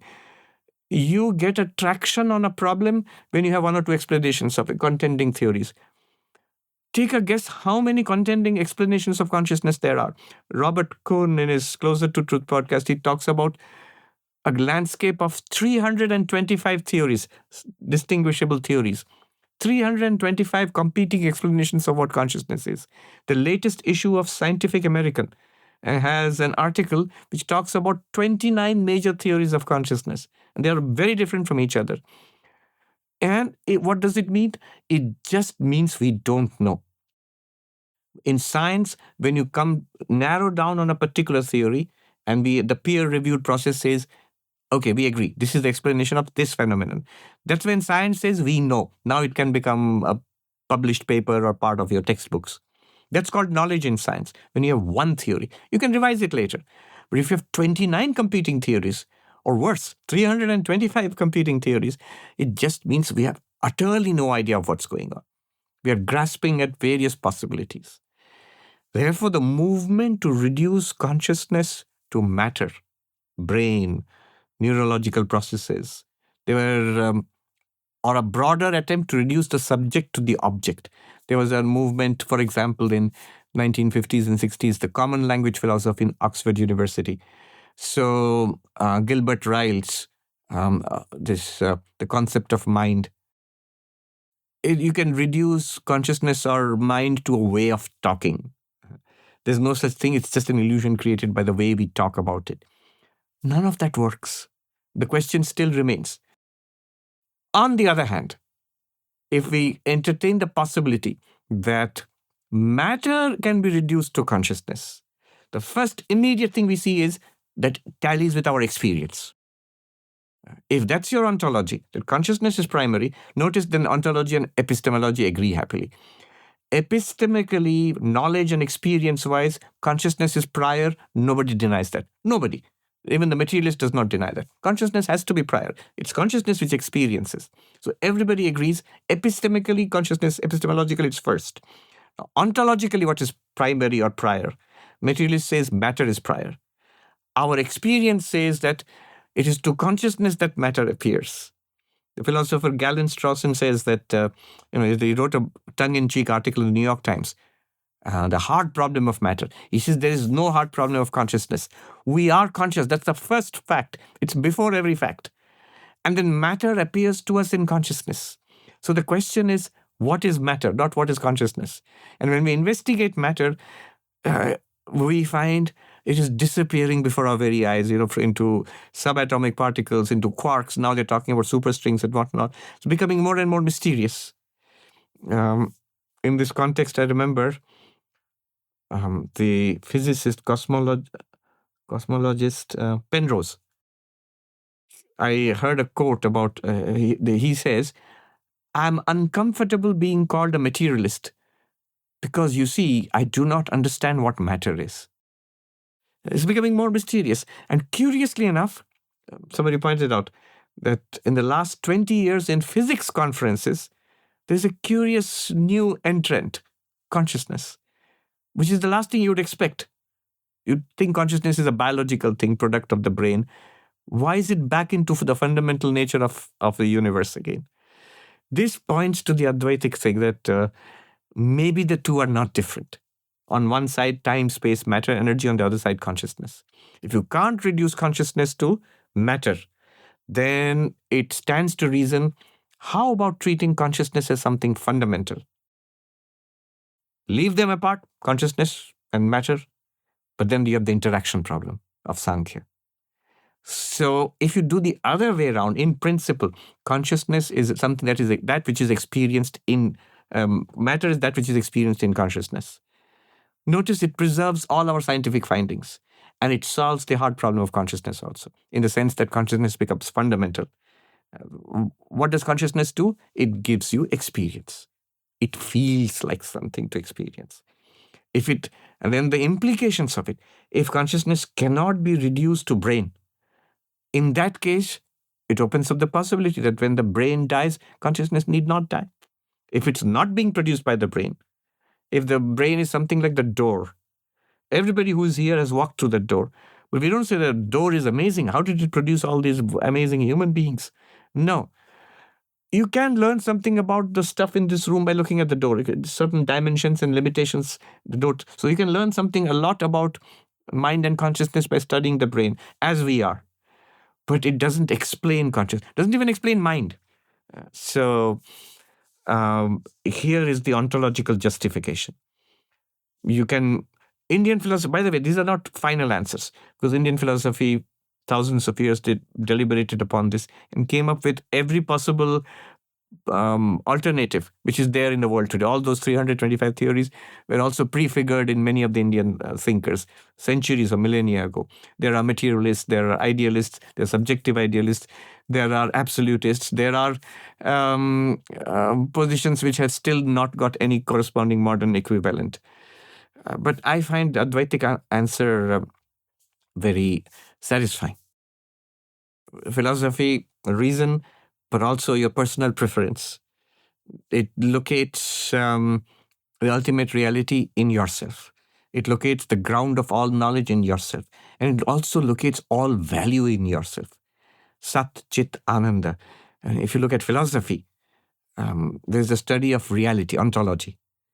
There's a study of knowledge, epistemology.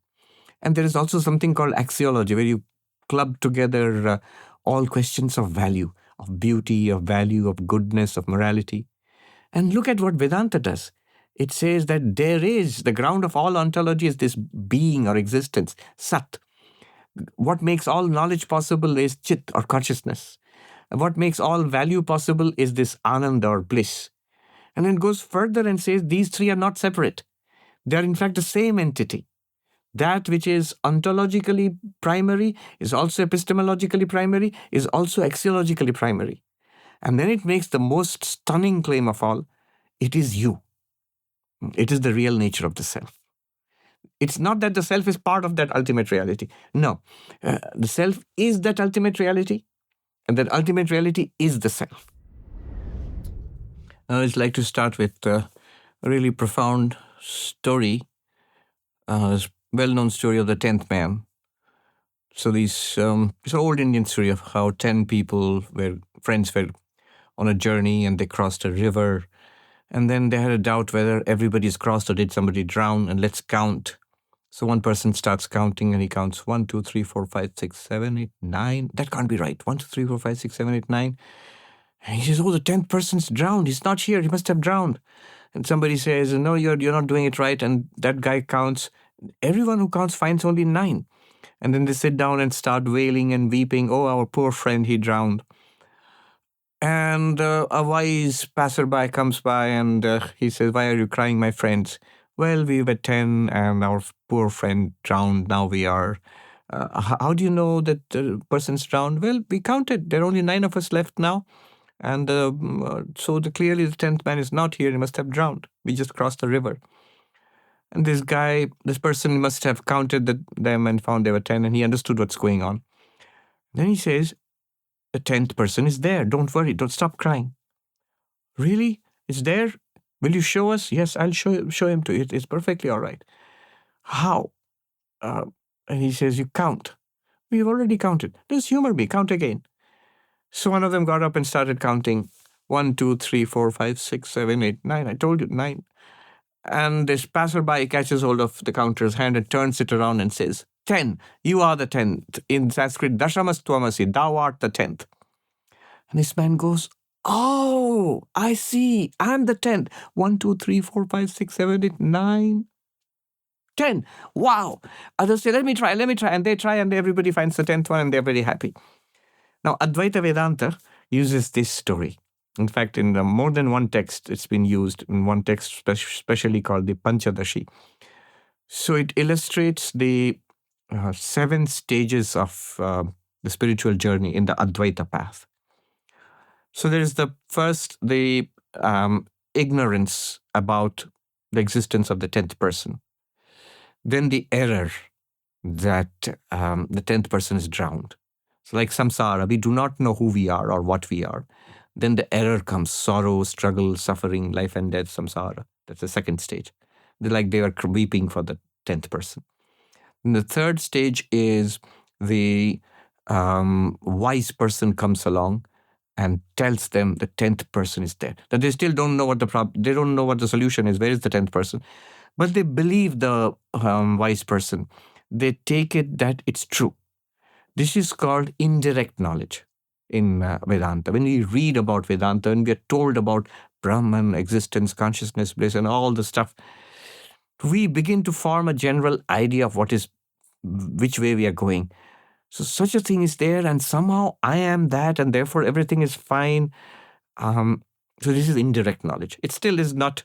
Uh, then, then comes um, the direct realization, the stage where thou art the 10th, and you suddenly realize, Aham Brahmasmi, I am Brahman. My ignorance is removed. Next stage. And then the sixth and seventh last stages is that, my sorrow goes away, the result of it, and bliss is found. So the stages of this story, when you realize, oh, the 10th person is there, I am the 10th person. 10th person is there, and I am the 10th. There's a world of difference between the two. There is Brahman, there is an ontological ground of being, an ultimate reality. Great. But what about me? I am that reality. If that becomes clear, suddenly it flashes. It makes all the difference. And then there's a further stage of the sixth and seventh stages of where progressively in our lives we see the disappearance of sorrow and the pervasion of bliss. All right, so this is the story. And then we go into the practice. So there are multiple modes of inquiry in Advaita Vedanta. We shall sample one of them. So when we are ready, we can sit comfortably. Vedanta, by the way, can be done in meditation posture with eyes closed or with eyes open. You are Brahman regardless of whether you are in meditation or you're working or playing or relaxing. All the time, you're exactly the same reality. And it's equally available everywhere.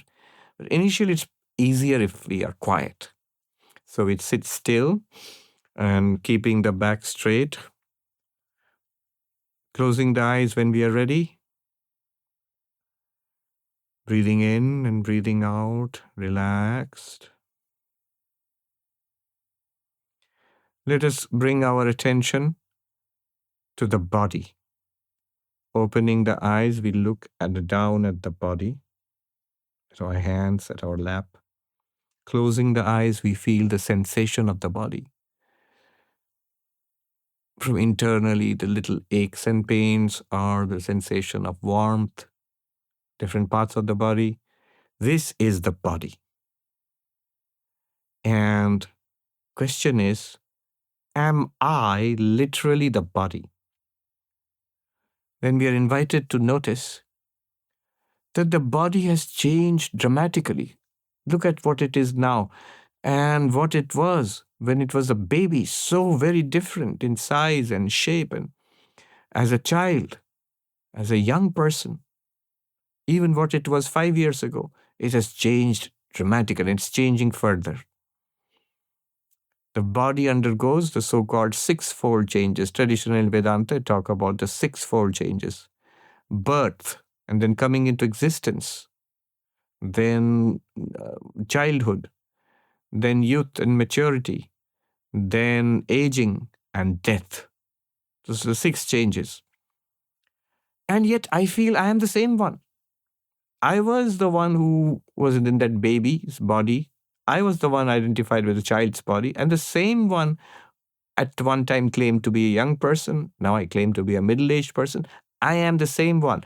The same and the not the same. The changing and the unchanging cannot literally be the same, cannot be one and the same thing. So I, the unchanging, and the body, the ever-changing, I can't literally be the body. Relaxed. Stay with that idea. Now, another thing I see that the body is an object to all my senses. I can see the body. I can touch the body. I can smell the body, taste the body, even hear the sounds in the body. The body is objectified by all the senses. It is that which is seen, known, and I am the subject, the seer, the knower. The seer, the knower is never known, I never become an object to myself. The body is an object to myself. Therefore, I, the seer, and the body, the seen, cannot be the same thing. I, the subject, and the body, the object, cannot literally be the same thing. Relaxed, take a breath. I'm aware of the body. I'm conscious. I notice myself, I'm conscious. And I notice the body also. And as far as I can notice in my experience, there's nothing to suggest that the body knows me, the body is aware of me, or the body is conscious of itself. It's an object in my consciousness. I am conscious, the body is not conscious. And if I stay with that, I see I, the conscious, and the body, the non-conscious, cannot literally be the same thing. Hence, I conclude, even as I am experiencing the body, I feel the body. Now, that this body, the changing body, and I, the unchanging, I cannot be the body. The body which is seen, an object of knowledge, and I, the subject, the knower, I cannot be the body. The body which is not aware, I am aware of the body. I, the consciousness, the awareness, and the body, that which is not conscious or aware in itself, cannot be the same thing. I am not the body. We take a breath and relax. And gently draw our attention to something more subtle in our experience of ourselves, phenomenologically, the breath itself. Breathe in and out. Notice how it is ever changing. In breath, out breath, short breath, long breath, shallow breaths, deep breaths. And I am the same one who experienced the in-breath, out-breath, long breath, short breath, etc. I do not change with the varieties of breath. I, the unchanging, the breath, the ever-changing, ever-flowing. And I know the breath. I am the knower, the seer. I'm mindful of the breath in mindfulness meditation. The knower and the known cannot be the same. So I, the knower of this knowledge, the subject, and the breath, the object of this knowledge of the breath, are not the same thing. Third, I'm clearly conscious, and I'm conscious of the breath. I'm also conscious of myself, my own existence, and I'm conscious of other things. But as far as I can experience, the breath is not conscious of itself, nor is it conscious of me, nor is it conscious of anything else, including the next breath. Therefore, I, the conscious, and the breath, the non-conscious, cannot literally be the same thing. Relaxed. I look inwards, further, not body, not breath, subtler, inwards. Thoughts are there, memories are there, sensations are there, impulses and desires are there, likes and dislikes come and go. This is the mind. And similarly, the same arguments apply. Let us notice the ever-changing nature of the mind. That is something we can notice immediately. How much the mind changes in the course of a single day. When we look further, and we notice the mind can be known. I can introspect and know my own thoughts, my own desires. I can register them, my perceptions, my feelings, my memories. The mind, the known, and I, whatever I am, the knower of the mind, I cannot literally be the same thing.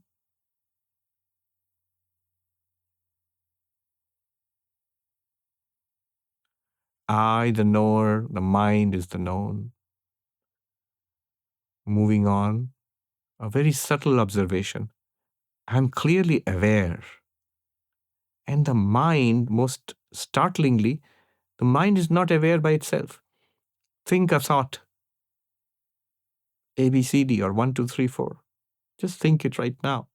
And notice the A, B, C, D is something that I am aware of. A, B, C, D is not aware of me. I'm aware of myself. A, B, C, D is not aware of itself. A, B, C, D is not aware of the next thought or the preceding one. I'm aware of all the thoughts. If I choose to direct my attention, I will objectify the thoughts. So I, the unchanging, I, the knower, I, the consciousness, I cannot literally be the thoughts of the mind, the feelings in the mind, which are ever changing, which are known, which are not conscious.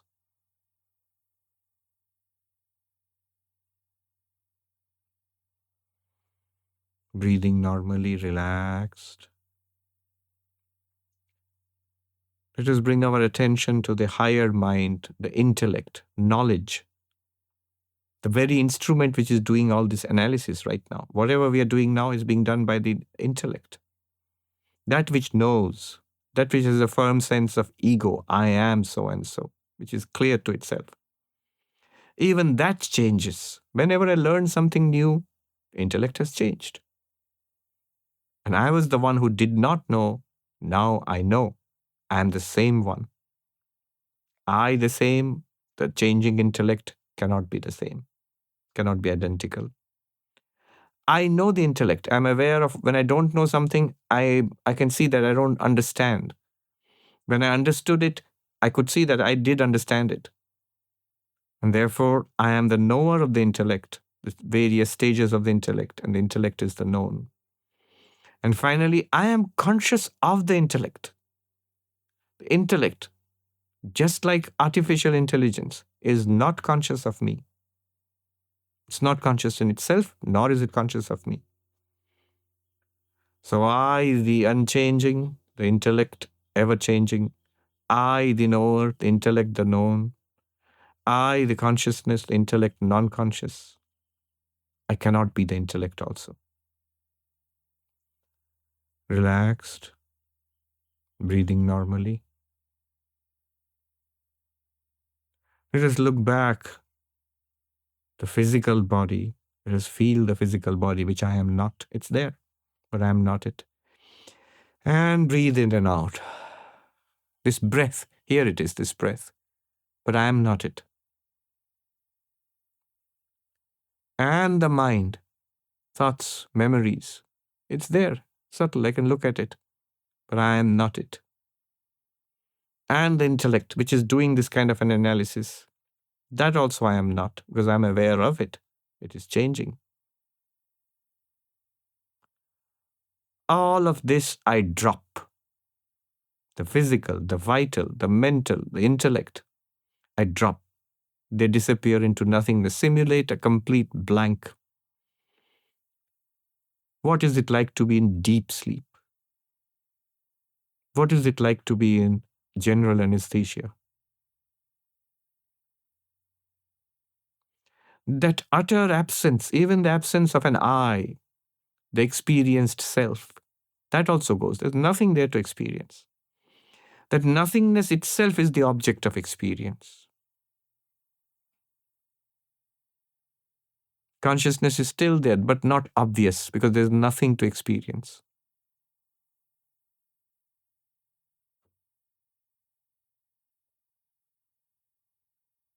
So I am not that blankness, that nothingness also, that darkness of deep sleep or general anesthesia. That too comes and goes. That too is known. That too is a non-conscious object or absence of objects. relaxed.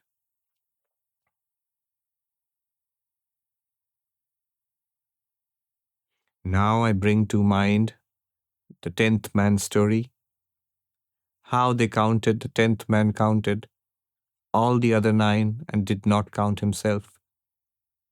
But why did he not count himself? That's because all the other 9 are objects.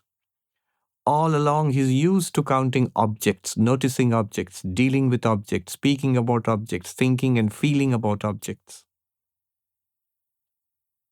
Never about the true self. And thus, when he counted the 9, he couldn't find the 10th because there was no object to count as the 10th. Where would he look for the 10th? Exactly where he found the other 9, outside, as objects to be counted. But the 10th is not an object to be counted. It does not mean that the 10th doesn't exist, it's drowned. No. He's himself the 10th. And so the turn comes from the 9th, 1, 2, 3, 4, 5, 6, 7, 8, 9, then turning towards oneself and noticing oneself as the witness of the 9, as the counter of the 9. That completes the 10. Similarly, let us do it now. Relaxed. Breathing normally. This we will just notice. Here is the body. I notice the body. Feel the body. Here is the breath. I notice it. I feel it. Here are thoughts, memories, sensations. That's the mind. And then there is the intellect, which is doing all this thinking. Then visualize the absence of all of them. Nothing. Now, quick. To whom or to what are these 5? The physical, the vital, the mental, the intellectual, the absence. What are they appearing to? Don't try to answer it. Be it.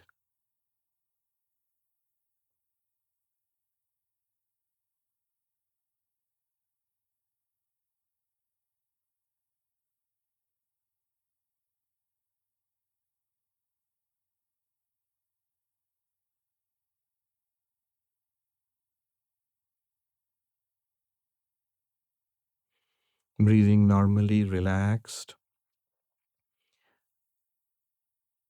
As the attention goes to the mind, breath, and finally the body, and we become aware of where we are sitting, notice that light, that bare consciousness to which the physical, the mental, the vital, the intellectual were appearing and changing and disappearing, that one will still be there when we open our eyes and interact with the world. It wouldn't have changed. Gently open our eyes, look around. It is by that light which experience the mind, the intellect, the breath, the body. It's by that light I'm experiencing the world. That light I am. And now let's use the intellect to appreciate what we have found. If that light is not the body, then the properties of the body belong to the body and not to that light. The aging is aging of the body. The sickness or hunger and thirst is of the prana, not of that light. That light neither ages, it can't. The body ages. The light reveals the aged body. That light does not sicken, the prana sickens. That light reveals the health and sickness of the prana. That light cannot be depressed. It notices the depression in the mind. It illumines and reveals the depression in the mind. The arisal of depression like a dark cloud in a blue sky, and the disappearance of that cloud. The vast blue sky is unaffected. The light, that which shines upon the depressed mind, that light in itself is not depressed. Confusion, incomprehension, understanding, a dull intellect or a sharp intellect, brilliant, or just plain dumb, those are attributes of the intellect, not of the light.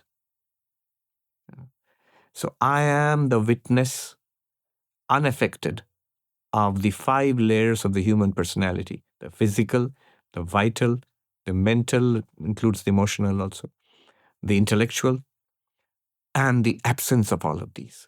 All appear and disappear to that one light which I am. And that one light shining through these bodies and minds is what we truly are. This is the result of this first discovery in Advaita Vedanta, that I am not body, not mind.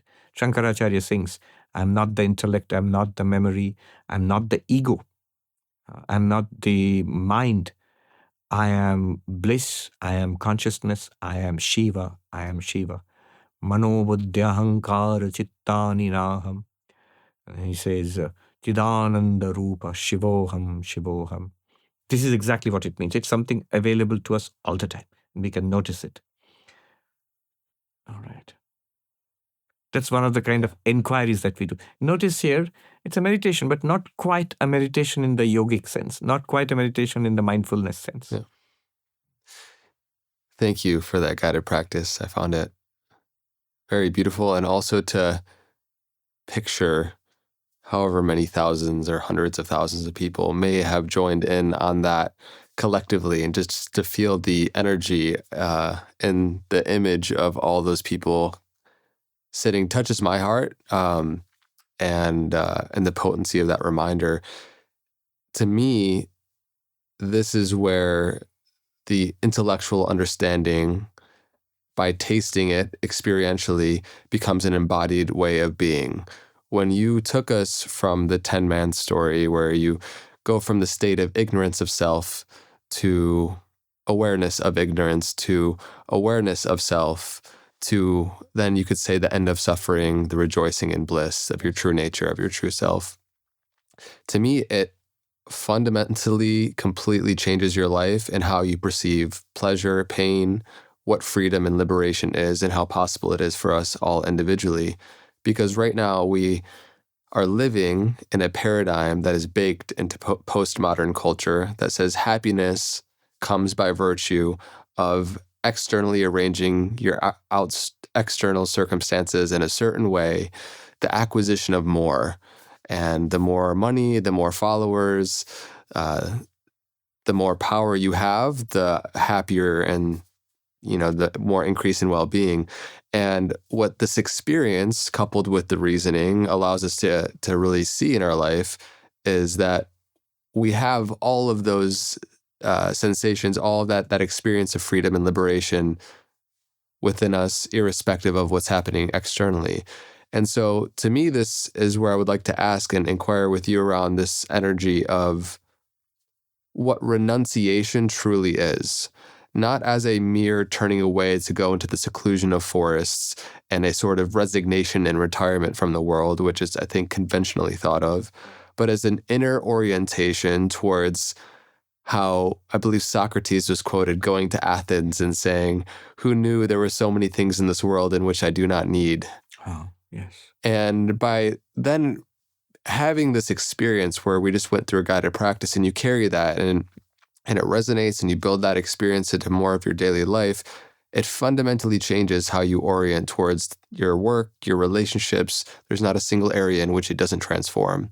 And so I would love to get your perspective on that quality of renunciation as it changes fundamentally how we relate towards all life. Yeah, I'm glad you asked this question about renunciation. Vedanta gives tremendous emphasis on this renunciation. Swami Vivekananda said, renunciation is the turning point in all the yogas. What he means by that is, spirituality starts with renunciation. This is not stressed enough. Not just in California or in America, but even in India. It's not something that we want to hear. First of all, it seems rather dark and bitter. Oh, this is a nice world. I have to give up all this. The answer is that genuine spirituality is not possible without renunciation. Consider what is the counter, the opposite of renunciation. It's going around in this world of objects. If I am consciousness itself, then I'm going around in this world of objects with a begging bowl, with a hat in hand, looking for handouts. Make me happy, make me happy, make me happy. Give me this, behave this way with me, say nice things about me. My fulfillment, my happiness depends on the object. Whereas it does not. My real nature is this ever-fulfilled consciousness. If I'm not the mind, if I'm not even the intellect, if I'm not the memory, if I'm just bare light, as bare light, what am I thinking? Nothing. What do I need? Nothing. The need comes when the mind starts acting. But if I've shut down the mind, I'm just bare light, illumining the shut down mind. What do I need? Nothing. What am I afraid of? Nothing. Fear comes when the mind kicks in. Then what? Who am I against? Who are my enemies? Nobody. The moment I realize I am awareness, I am this light, then I immediately realize everybody is this light. Why? As long as I'm a body, everybody's a body to me. As long as I'm a mind, a person, everybody's a person to me. But the moment I step back from physicality and personhood into that light, then I realize everybody is that light.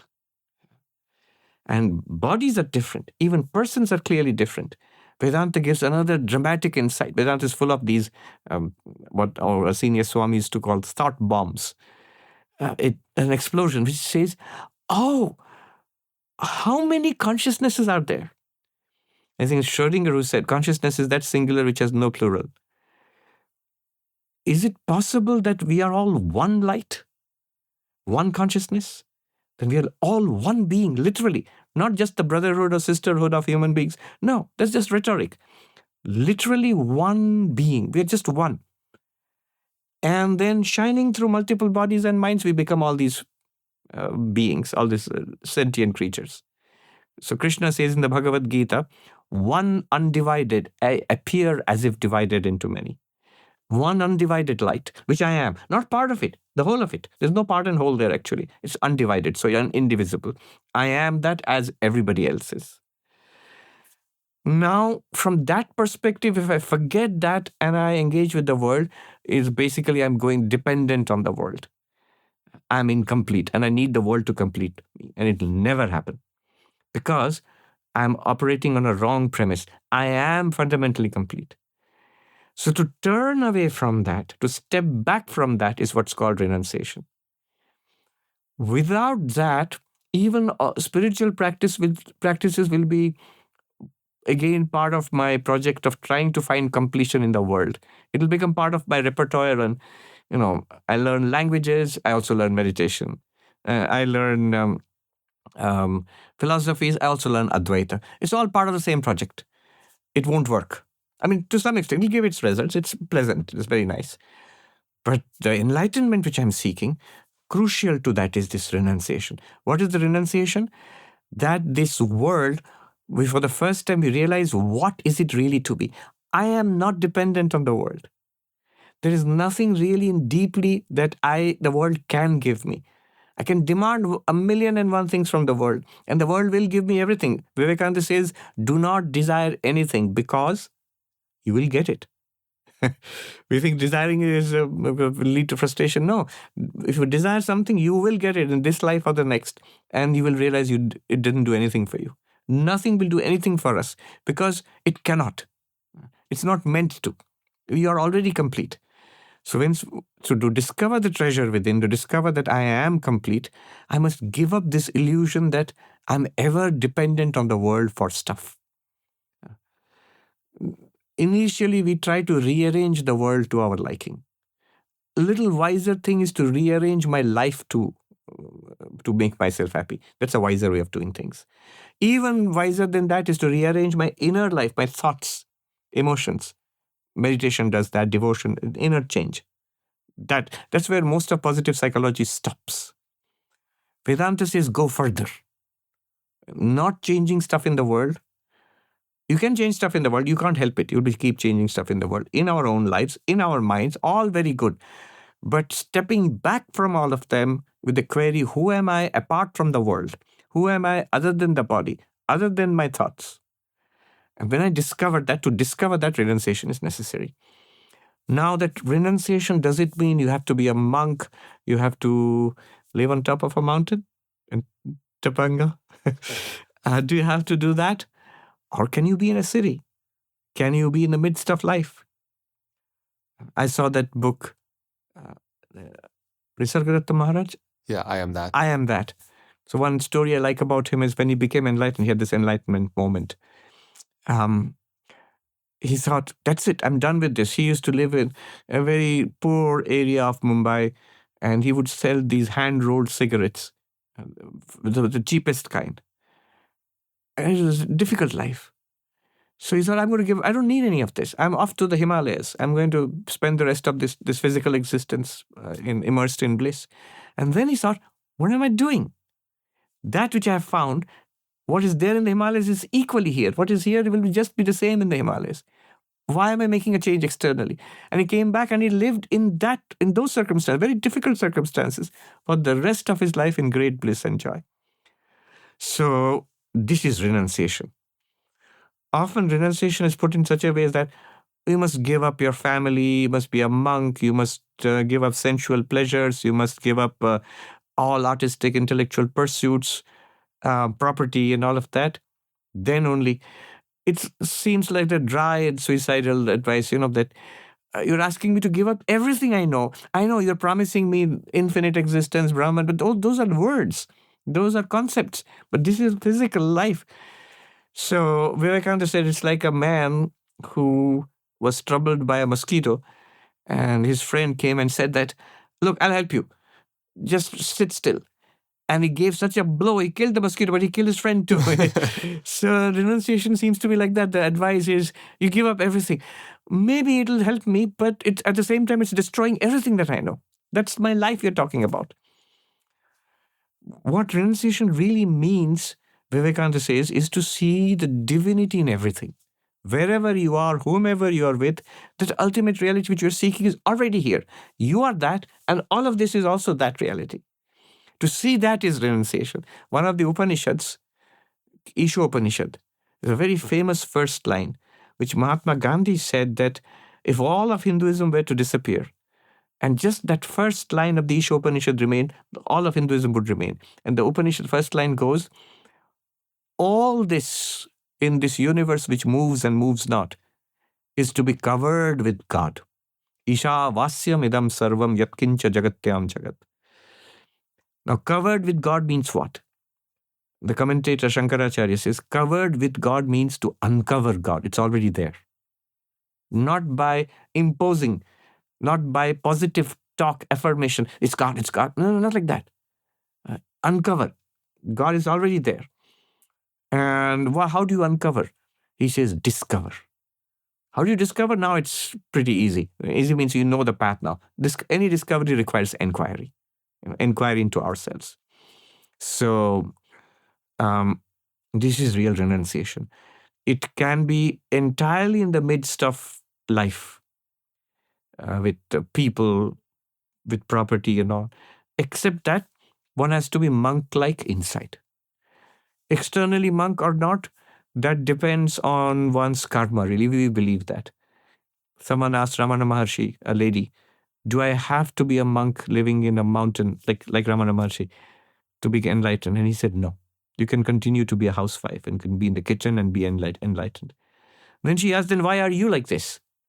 And he said, that is my karma to be here. Your karma is you're a housewife in the kitchen, but equally both of us can be enlightened. That's the thing. That's the thing. That is renunciation. But it's an internal switch. It's equally dramatic, but it's internal, to become monk-like internally. Yep. It means I affirm firm conviction, what I'm looking for, this world cannot give me. Turning away from the project, this world is I'm going to squeeze out like toothpaste my fulfillment from this world. It will not give me, giving up all hope that will give me there. And then turning inwards in our spiritual practice, through meditation, through philosophical inquiry, through devotion, through service to the word, not for getting something, rather for giving, instead of getting, giving. And then realizing the truth within. This is renunciation. Having a project about the world will give me stuff, and then I'll be fulfilled. that is non-renunciation. That sabotages all the spiritual paths. Then spirituality also will become a part of that project of getting stuff from the world. Even after renunciation, and I am this witness consciousness, already realizing the perfection within, the project of the world can continue. You can and should look after the health of the body. We can and should look after people in our lives. We can and should develop our potential of the body, of the mind, of our creative powers, of the intellect to the maximum possible. And one day they will fail. 30, 40 years down the line, body will fail, mind will weaken. That's also perfectly all right, because I am perfectly all right anyway. So the project of improving our lives can continue, but without any investment that is where my life will be fulfilled. No. Instead of asking life to fulfill me, I will use life to manifest the divinity already existing. I will realize what I am and then live it.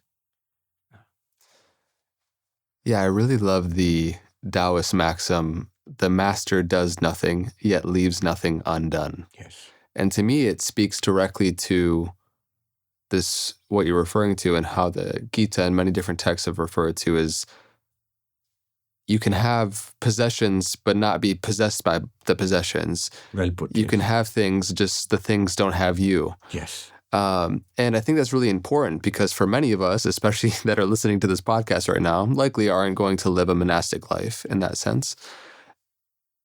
And that if we are going to have a family, build a business, the more involved we are in the world, like you referred to, and I'm glad you gave the reminder of, it will increasingly require us to have this embodiment of this realization, to be able to not be swayed by the whims and the cravings and aversions that life inevitably is going to bring towards us.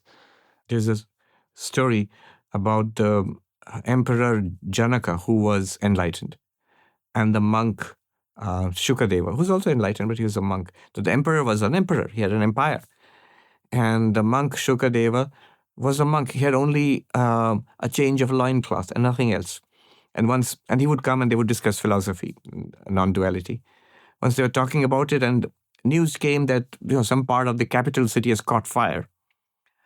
And the monk ran out like a shot and disappeared. After some time, he came back panting. And the emperor asked him, "What happened, my friend?" He said, "The place which caught fire, I remember I took a bath in the pond there, and I washed my loincloth and I put it out there to dry. I was worried it might be consumed by the flames, because that's my only change of loincloth. So I went there to make sure, and I find it's fine." And then the emperor smiled and said, it's a famous saying in Sanskrit, "Mithilayam pradigdayam name dahati kinchana." If my capital city were to burn down, nothing of mine would be burnt. Not that he played the fiddle while Rome burned like Nero. He did whatever had to be done, the emperor. And yet, with enormous possessions, he was not attached. The point of the story being, I have no possessions at all. The only little thing that I have tremendously attached to it. I'm quite anxious about it. A loincloth. So this is not being possessed by the possessions. It's a beautiful analogy into what also I feel like Jesus was hinting at, or in the New Testament was referring to, when they said that the foxes have holes, the birds have nests, the Son of Man has no place to rest his head. We also heard another teacher refer to the bad news being you're falling through the void with no parachute. The good news is there's no ground. Waking up to our true nature in many ways, we stop relying on the external world to fulfill us like we thought it once would, which to some, initially, prematurely, in a juvenile sense, it seems like we're throwing away the world, or there's this big negation of the world, and that you no longer can be involved in the world. And yet, you're a perfect example of somebody who's, yes, taken up the monastic life, but you're also very much so in the world, and you're giving these talks and building these relationships and all of these things. And so I think that's just an important reminder, because it helps bring in to our day-to-day life this possibility and not, oh, one day, some other lifetime when I go be a monk. But this realization is available to us in every given moment. Now, I'm curious because as somebody who is deeply passionate about my devotion to seeing life as it is, to be able to see clearly, one cannot but help see the various different ways in which we color perception in life, the vasanas and this personality structure that we are so often perceiving the world through. And as you gave us a glimpse into that meditative experience where you kind of go back and experience the witness that's beyond all of these arisings phenomenologically, is really potent. But when you think about the individual and how often our psychological makeup and constitution is coloring, shaping, distorting whatever we're perceiving, I'm curious your thoughts there, because it's quite wild to just perceive how often we are self-deceiving. You're absolutely right. That's the framework of samsara. Our cravings and our dislikes, preferences and dislikes. That's what constitutes our worldview. And spirituality is stepping back from that and discovering that one sameness underlying everything. One characteristic of a truly spiritual person is the evenness or sameness. Nothing truly will upset such a person. Nothing truly will tempt such a person. We are always driven by temptation or terror. The stability of mind, equanimity, would you say? Equanimity will come. Where does this equanimity come? Where does this serenity come? Because this is psychological, equanimity or serenity, which is grounded in the spiritual ontology of this, the ultimate nature of things, which is the thing which you can utterly trust. And because it is you can never lose it also. Once we realize it, a great relief comes, because you found the ground of ultimate security. There's one thing we're searching for. We are afraid, so we search for security. We want fulfillment, so we search for pleasure. But the ground of all fulfillment and all security is there within us, is us actually. All you have to do is discover it and remain and relax into it. Life will continue. Now, do you throw away life? No, you don't. In fact, now you remodel life. It becomes an enlightened project, and let's call it an enlightenment project in one sense. What do you do now? You manifest what you have already found. Instead of continuously trying to fill an unfillable hole within ourselves by grabbing stuff from the world, now I feel I'm full. Now life still continues. Here is the body. Here is the mind. Here are people and opportunities all around me. You radiate what you have found. And that's a beautiful way of living. There's something really potent about that phrase, only what I do not give can ever be lacking. When you look at it from the physics lens of how color works, right? We know that light is comprised of, you could say 7 main colors, and that whatever we are perceiving as a color is what the object is actually giving away. Yes. And that a black object is actually absorbing all 7 colors. A white object is actually giving away all 7. And so in a similar way, I think about the nature of these qualities of being, these joy, love, peace, happiness, equanimity, just the orientation of how once we give it, we essentially are it and we have it in a sense, not in the way we possess it permanently, but in the sense where, we are that. So I'm just curious your thoughts on that, how when we give, we are in the act of being that thing. Yes, it's true. Very beautifully put. I never thought of that metaphor of the black body and the white body. White body is that which is continuously radiating out. That's true. It is the childish, instinctive, almost animalistic, insecure psychology which always seeks to take, to extract, without any thought of giving back anything, physically, emotionally, materially, intellectually. All for me, I, me, myself. For a little child, that might be fine. The children need to take in order to grow. But once we grow out of childhood, even for a certain stage in childhood, desire to share and socialize with others, that's the giving that must come. Otherwise, one has not grown up, has not matured. So this radiating outwards from this limitless source, we find that we are full. Being full, now I interact with others. In between is most people. The crudest, the child, the insecure one seeks to extract. Most ordinary people have a transactional view of giving. I give you stuff and you give me stuff. I give you love and you give me love. I give you appreciation, you appreciate me. I like your posts, you like my posts. Things like that. This is shopkeeping, buying and selling. But higher than this is that fullness which comes through a genuine inward spiritual reality. It's a reality, it's a fact.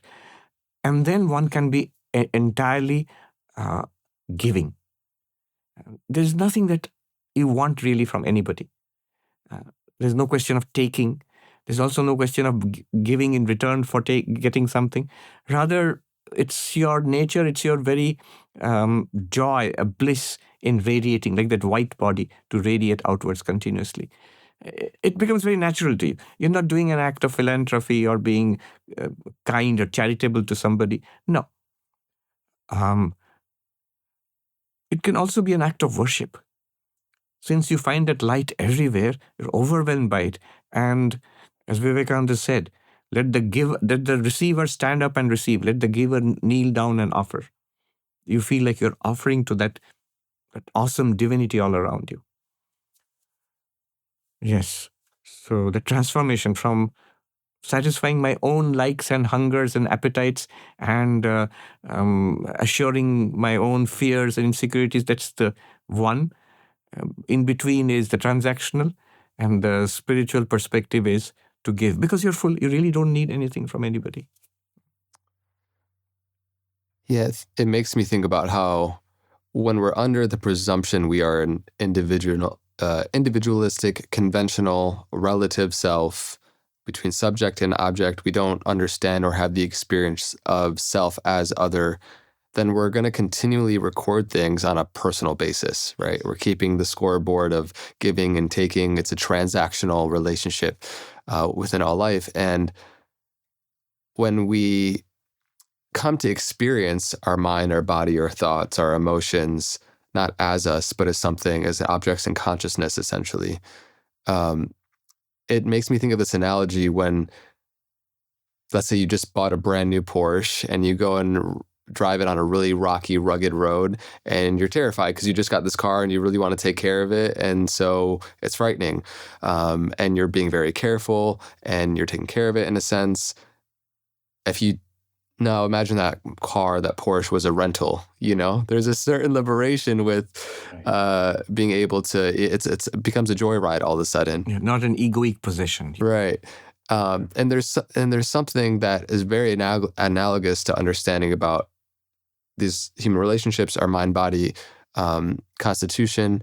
And I'm curious how you think that relates to love, because a lot of people are under the presumption of love really enacting from our preferential standpoint of somebody's orientation towards us and what our values and likes and dislikes are, as opposed to recognizing the self as other, where true intimacy is born.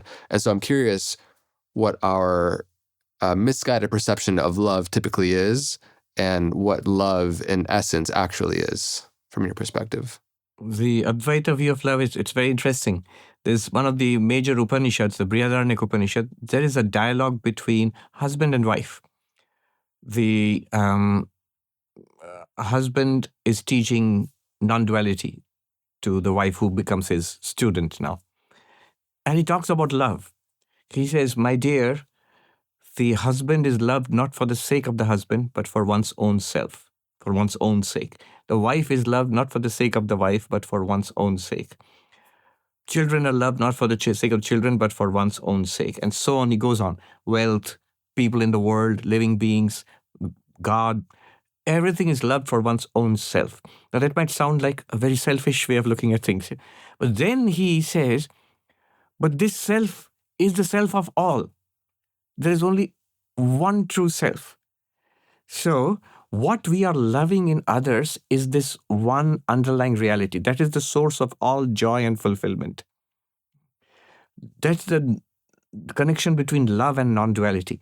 The non-duality of the self is manifested as love between everybody. When it manifests as duality in this world, as multiplicity in this world, what happens to that non-dual existence, the Sat, the pure being? It appears as existing things, which no longer seem non-dual. They seem very dualistic.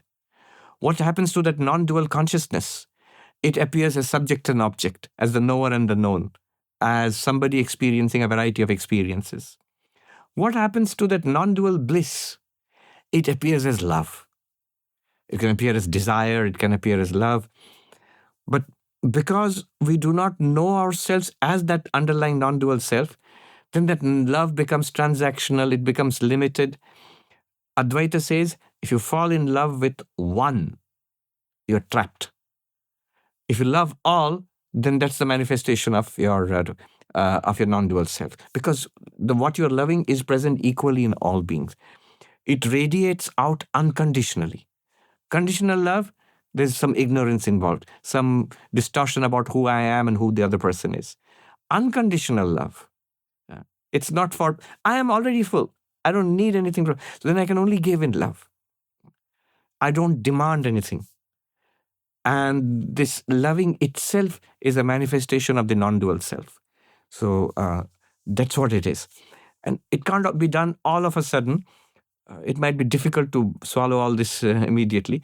But the more one brings this non-duality into love, the more one brings unconditionality into love, you'll see that love will become much better, much healthier, deeper, more fulfilling, more independent, no longer dependent on the moods and the whims of the other person, or the conditions of the other person. Yeah. It makes me wonder, when you first reason your way to the experience of having a non-dual experience, essentially, you realize the absolute completeness, fulfillment of consciousness. Why would we go on this game of forgetting, taking on this individual notion of a self, to then go on through all this effort of realizing that in which we fundamentally are? I'm curious if there is any meaning to that outside of a person who's ascribing the meaning, and why this game is unfolding the way it is, if you have some insight into that. Yeah, there's a question one comes to at some point or the other when you're talking about non-duality. And the answer to that also is very interesting. If the practical answer is, if you ask a monk, and that's the answer they give you, don't try to prove ignorance. Cut down ignorance. They will say, oh monk, do not try to establish ignorance. Cut down ignorance. If you ask, why is there ignorance? Why don't we know ourselves from the very beginning? Why all this drama? And that to life after life. They will say, if you think you're ignorant of your real nature, then realize your real nature and be free. Don't try to find out why this happened. If you push further, no, I want to know why this happened. They will say there is no why. Ignorance is not causally linked to reality. The rope appears in ignorance as a snake. Now, if you ask the rope, why are you appearing as a snake? The rope will say, I didn't. What looks like a snake to you is your problem. The reality the reality has no causal link with appearance. The reality is entirely free of the appearance. The desert, which is dry of water, it appears as a mirage full of water. And if you ask the desert, how is it possible? Why are you doing this? The first answer is, I am not. Nothing has happened. I am still this desert. Now, it looks like that there is some, there is some mechanism because of which the mirage appears there. It looks like this, there's a mechanism. The mechanism is ignorance, and then there's an error, and then that error is followed by suffering, all of that. But if you want to link the ignorance to the underlying reality, want to link all this to Brahman, there's no link. If there were, we would be in serious trouble. then it would be causally linked. Because then you would say Brahman wants this to happen. No, it doesn't. And luckily, first, we are Brahman regardless of whatever trouble we are going through. That's one. Second, the door is always open. Knowledge is always open. The day we come to it, we can realize it. And third, then we see the meaning in all this. Once you realize you're this non-dual Brahman, then all of this becomes very fulfilling, because it's like a movie screen. If you realize the movies are unreal, the screen is reality. But then if you say that it just has to be a screen, it would be a very boring screen indeed. If it now displays the movie one after another, then you enjoy the whole thing, whether it's a comedy or a tragedy or a science fiction or a horror show. All of those you can enjoy, and that's the potential of the screen, that it can appear in all these ways. It would be absolute being would be very boring if it could not be existing things. Existence itself, it sounds nice, but if there are no existing things, it would be a very poverty-stricken existence. Pure consciousness sounds very nice, but if there were no conscious experiences, it would be a very boring kind of pure consciousness. Pure bliss, but if there were no blissful experiences, then it wouldn't amount to much. So the potential of being consciousness bliss is realized in these ways. If you know yourself as that. If we don't know ourselves as that, we suffer. We struggle through this. So do you think then that the suffering is an inevitability and almost a cost of admission for the illusion of separation, which allows us the joy of then realizing our true nature? Suffering means there's something wrong. And then we investigate it and we find. The doctor investigates the symptoms and goes back to the cause, root cause. And the root cause here, suffering in samsara, we find the root cause is ignorance of our real nature. By the way, ignorance of our real nature is replaced by knowledge of our real nature. We realize the truth. And then the external world still continues. One can still get sick. There can be suffering at the, so somebody said, pain is unavoidable, but suffering is optional. So what enlightenment does is, it helps you to transcend that suffering. Although at a physical level, suffering might go on. That story about the Buddha, the 2 arrows story, where a monk goes to the Buddha, and this is actually from the original sources, not something invented later on. The monk asks the Buddha, I have a question. You said the goal is to overcome suffering. And you said suffering is old age, disease, and death. Yes, what is your question? The question is that we are following your teachings. And we're still getting older. And we still get sick. Some of us have died. And you are clearly enlightened, but you're still getting older. And you are getting sick. And I suppose one day, tragically, you will die. So how have you overcome suffering? How has enlightenment helped you? The goal was to overcome suffering. It's there, old age, disease, and death. And then the Buddha says, the nature of suffering is like a man hit by an arrow and then hit by a second arrow. The first arrow is what the world throws at you. The second arrow is your reaction to it. What I teach you will remove the suffering from the second arrow. Of the first, I cannot do anything. So the world will continue. What knowledge does is it does not change the setup. The setup will be like this. But it makes sure you will no longer be upset with the setup. You've found something so deep that nothing in this world matters anymore. You are deeply fulfilled. It's not that you somehow make do and you sort of resign yourself to it. Well, it can't be changed. And so it's not defeatist. It's rather maximalist. Krishna says in the Gita, having found that, after which nothing greater remains to be found. Being established in that, after which even the heaviest of sorrows cannot shake you. So you have found that. And then this world becomes bliss. Even the so-called previously what was called suffering, old age, disease, death, none of it is any problem for you then.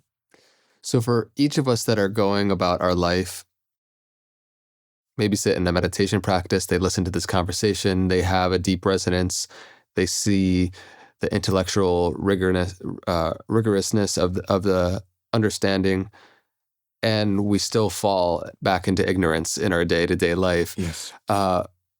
Can you share some thoughts on the evolution of the stages of this realization? Yes. And how we can come to have it not be a so often recurring insight or experience, but a pervasive experience in our day-to-day life. In the Gita, Krishna teaches all this to Arjuna. In the second chapter, at the end of the second chapter, Arjuna asks this question. So, what are the characteristics of the sage of stabilized wisdom? It's very interesting. Instead of saying enlightened sage, he says of stabilized wisdom.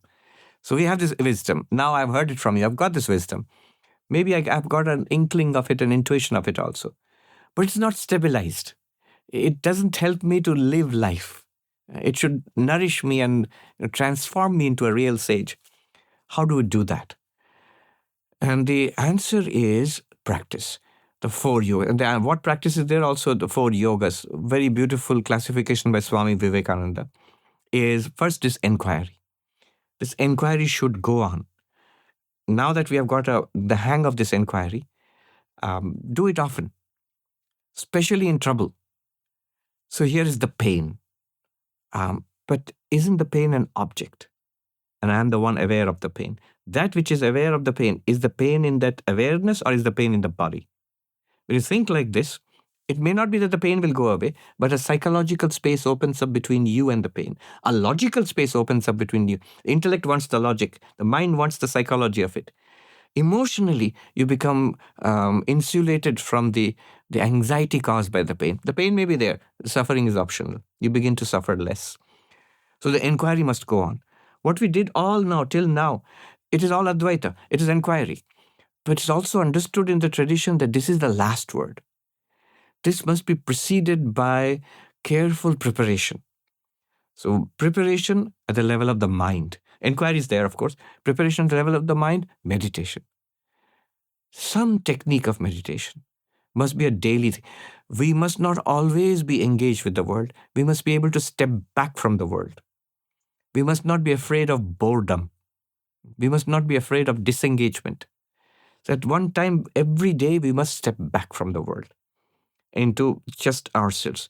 Not the world, not people, not activities, not the phone, not even the body, not even the thoughts, not even the memories, not even plans and projects, not even regrets and memories or desires and impulses, none of that. And see if I'm fine without all of that. When we try to do this, the first thing we'll realize is how disturbed our minds are. No wonder none of this inquiry stuff really works. Our minds are so like jelly. They don't take form.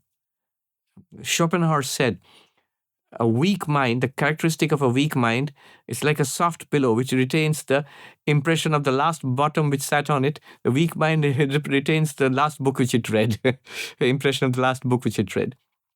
The mind must be strengthened through meditation. Focused, steady. We must have a very high boiling point. A monk said, don't boil over so easily. The liquids with low boiling point is just when the temperature rises, it boils over. Some problem, one Swami put it this way, if the setup is not to my liking, I get upset. No, the setup may not be to my liking. I don't get upset. I deal with it.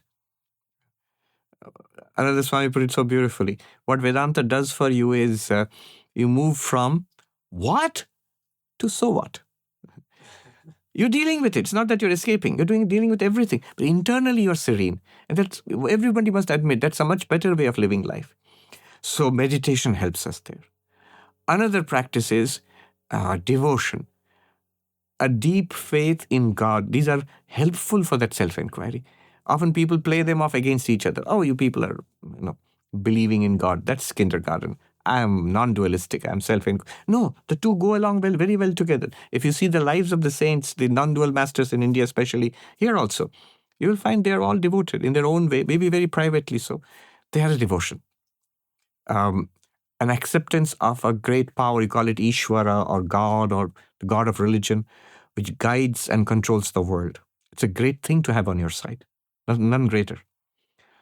So a heart full of devotion, surrender, faith, love. Then karma yoga, spiritualization of one's life activities. How can I be of service to? What can I do for you?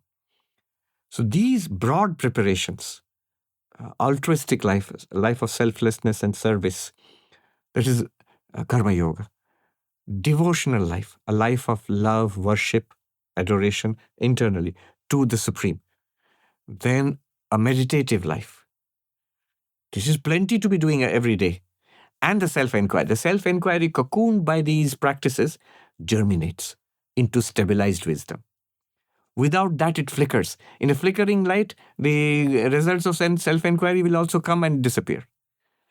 In a mind filled with 100 desires, self-inquiry might come up and will be disregarded the next moment. The mind suddenly gets distracted like a little child and runs after something in the world.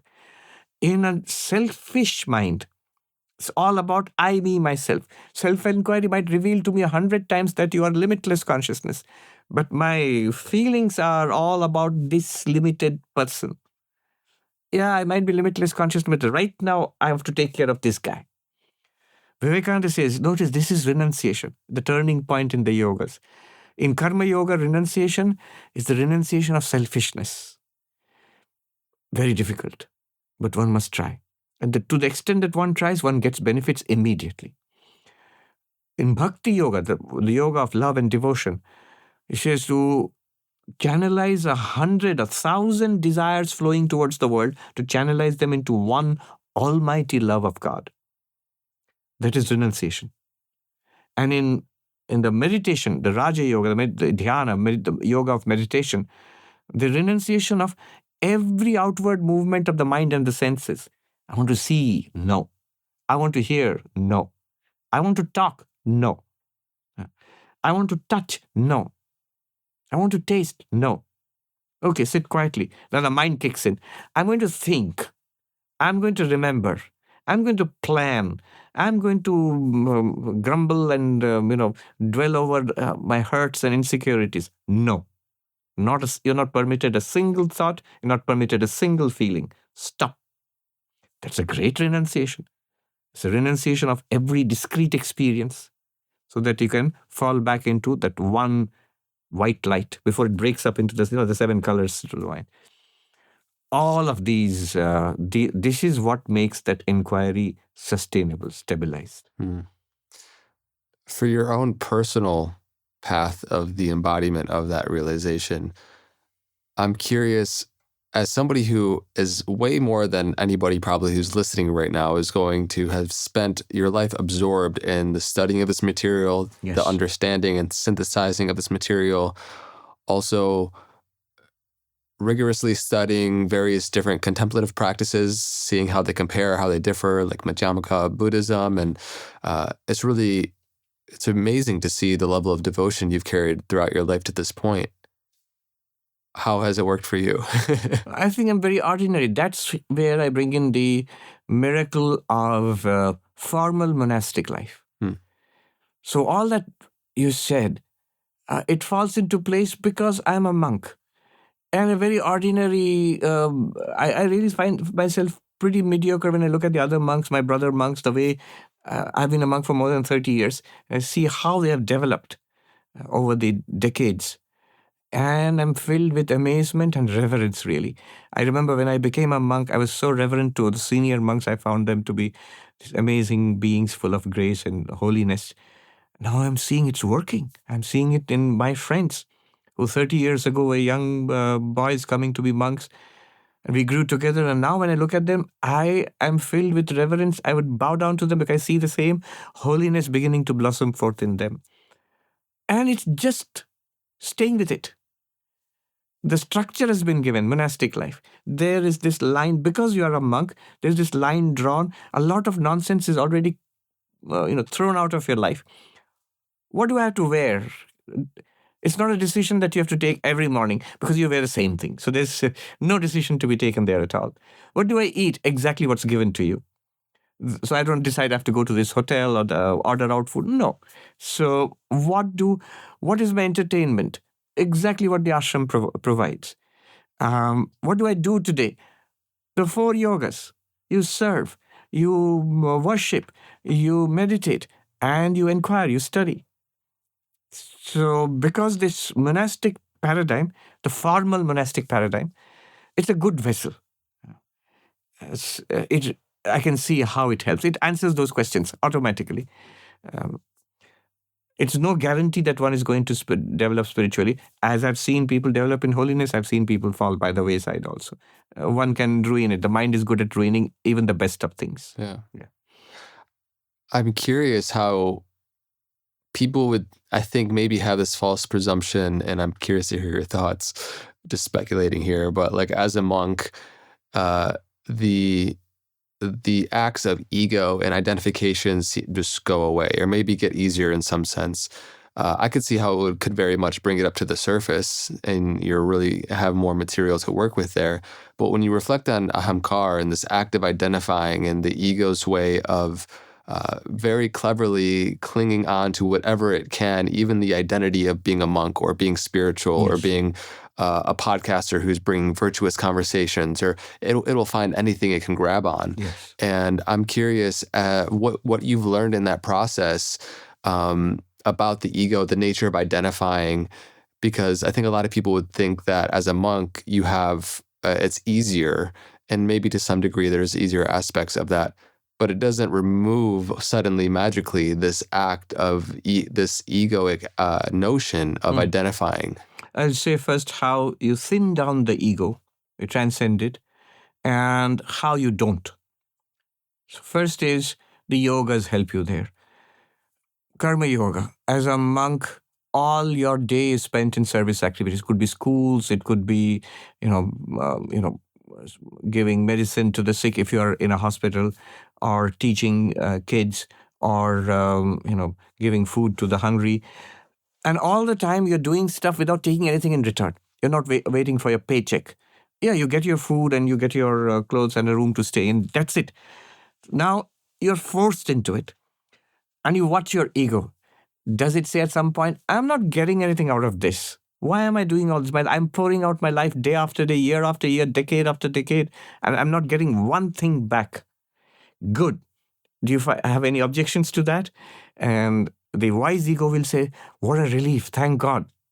I don't have to worry about what I'm accumulating. I don't accumulate anything. That's how the selfishness gets rubbed out of the ego. Otherwise, the ego is always in this project of what did I get at the end of all this? Second, that the fact that selfishness is going away is the only thing that I'm getting. And that's great. That's a huge relief. Then in devotion, when I bring the ego in front of God, this is so tiny in front of the cosmic. It's the smash. They have no. You're in front of the emperor of the universe. So the only response could be reverence and worship. And that way the ego gets thinned out. Then in meditation, the ego thrives on a restless mind. In meditation, when we calm down, that's what the ego hates. A quiet mind is what the ego hates. A restless mind, ego is happy. Excited, restless, thrilled, scared, anxious, busy with the phone or busy with the people.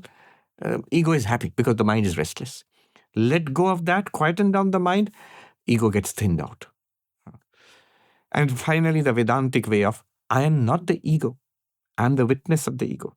This is how you thin out the ego throughout the day, every day. And what you do not do, the ego by itself will not go away. As long as the mind is there, there will be a sense of ego. Sri Ramakrishna says, distinguish between the ripe ego and the unripe ego. The unripe ego is body-based, is relationship-based. He says, my nephew, my child, my house, my property. That's the unripe ego. Spirituality tends to cut that down, but then you replace it with the ripe ego, because until the ego goes away, it will still be there. The ripe ego is, I am pure consciousness. I am the witness of body, mind, and everything that's taking place here. And that's clearly a fact. Not that I'm trying to be. I notice it has to be. That's what it is. Or if you're devotionally inclined, I am the child of God. Set up a relationship with God if you're dualistically inclined. That's also a ripe ego. I'm the child of God. I'm the servant of God. This is God's universe. I'm here to serve. So these are the ways in which you deal with the ego, cut it down, thin it down, and develop the ripe ego. Can you pinpoint the moment when you decided to go down this path? Oh, that's in one sense easy and difficult. I've asked other monks this. So in some cases, it's a precise moment. Something happened, they met somebody or they read a book or something happened, they decided they want to be a monk and they did it. And there were others in the second group, I'm in the second group also, where I can't point to anything specific. Ever since I was a kid, I had this inclination. I never thought I would be anything else. I loved aeroplanes, but I never really tried to be a pilot or anything like that. So finding God was my project from childhood onwards. It's not that I was completely clear about my destiny, because I was a kid. I didn't know much about what it would be like to be a monk, but I always felt there's only one thing that I want. I want to search for God. So as a teenager, I learned more about being a monk. The monastery was close to our house. And I decided this is what I'm going to do after I finish my education. That's how I became a monk. And for about 30 years now. Yeah, and I became a monk in 1994. The day I finished my last assignment in college, I submitted the last assignment and went straight to the monastery and joined. I was just waiting for it to be over. Yeah. I have just maybe one or two more questions. I know we've been going for a while. I really appreciate this kind of conversation. Is my sweet spot on this podcast. It's what really is not the only thing, but is something that largely makes me feel like I'm doing what I'm meant to be doing. And I'm curious your thoughts on that feeling of Svadharma, where you're aligned with your nature, and you're doing a sense what you ought to do in any given moment. Yes. And it sounds like you followed that intrinsic calling to follow your path. Yes. To whatever degree I'm successfully, attempting to do that in my own life. For people that are listening, they very much so strive to discover that sense of wholeness, of completeness and alignment for who they are, what they value, and what they're doing in the world. And so what advice would you have for people to be able to really discover what is that dharma of theirs? You use the words intrinsic, alignment, and value. These are the criteria. It must be something within yourself. Vivekananda said, follow your own highest ideal. That's the shortest path. Svadharma, the word Svadharma means your own dharma. Dharma means religion, morality, spirituality. It's a very wide term. Literally, it comes from the Sanskrit word dhri, that which holds you together. What's the defining theme of your life or of any object? That's the dharma of that, of an object, of a person, of a society, and all of that. Swadharma, there is a technical way of defining it, because in traditional Hindu society it was defined by castes and ashramas. Are you a student? Are you a householder? Are you a forest dweller? Or are you a monk? These are the 4 stations of life. Or the 4 castes. Are you a priestly caste member? Are you a warrior, administrator? Are you a trader, businessman? Are you a laborer? 4 castes. So which station of life and which caste you belong to, that matrix would determine your Swadharma. But that's fixed in society and it's no longer very relevant. Indian society, like every society, is fluid.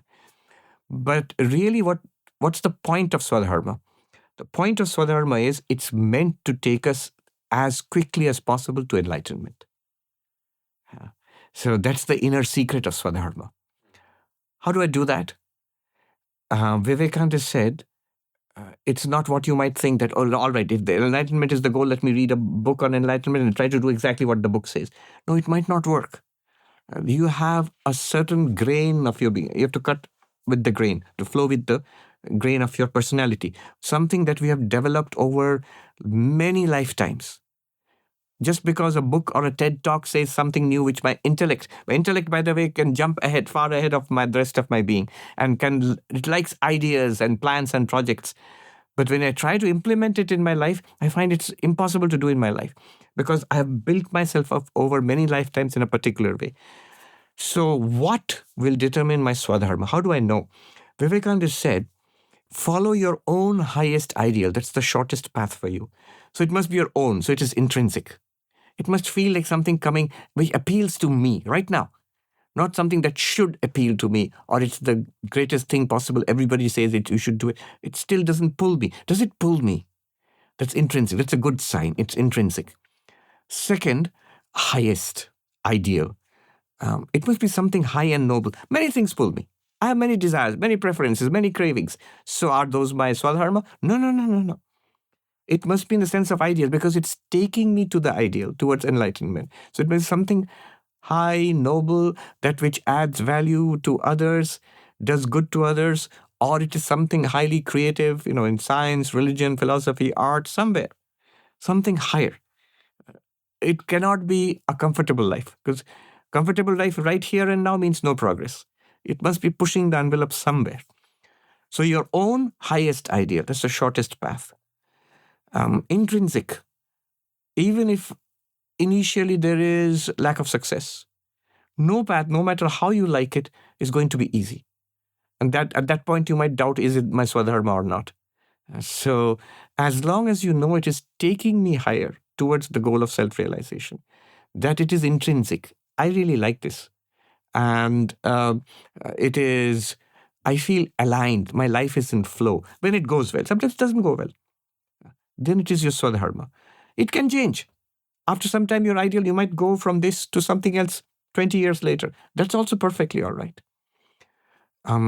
Vivekananda gives some checks to examine yourself. If it unites, it's likely to be the truth. If it divides, if it's something that's divisive and divides, it's likely to be untrue. If it is selfish, it's likely to be untrue. If it is selfless, to the extent that it's selfless, it's likely to be true. If it weakens, it says, reject it as poison. If it strengthens, you can embrace that. And these are broad statements. For example, strength. It could be physical strength, it could be moral strength, it could be emotional strength, it could be intellectual strength, it could be spiritual strength, and ideally all of them. So these are the ways in which you decide your Svadharma. Is it bringing me closer to the ultimate goal of enlightenment? Does it feel right internally, intrinsically? Are my days and my months and years in alignment? Am I flowing towards something? And is it adding value to me and to society, to people around me? Wonderful. Yeah, I think that's super helpful and maps to my own personal life. One could speculate, which maybe we save for another time, why it is we have these intrinsic core values and pulls towards different directions. You mentioned a couple times karma, the potentiality of different lives or future ones or past ones.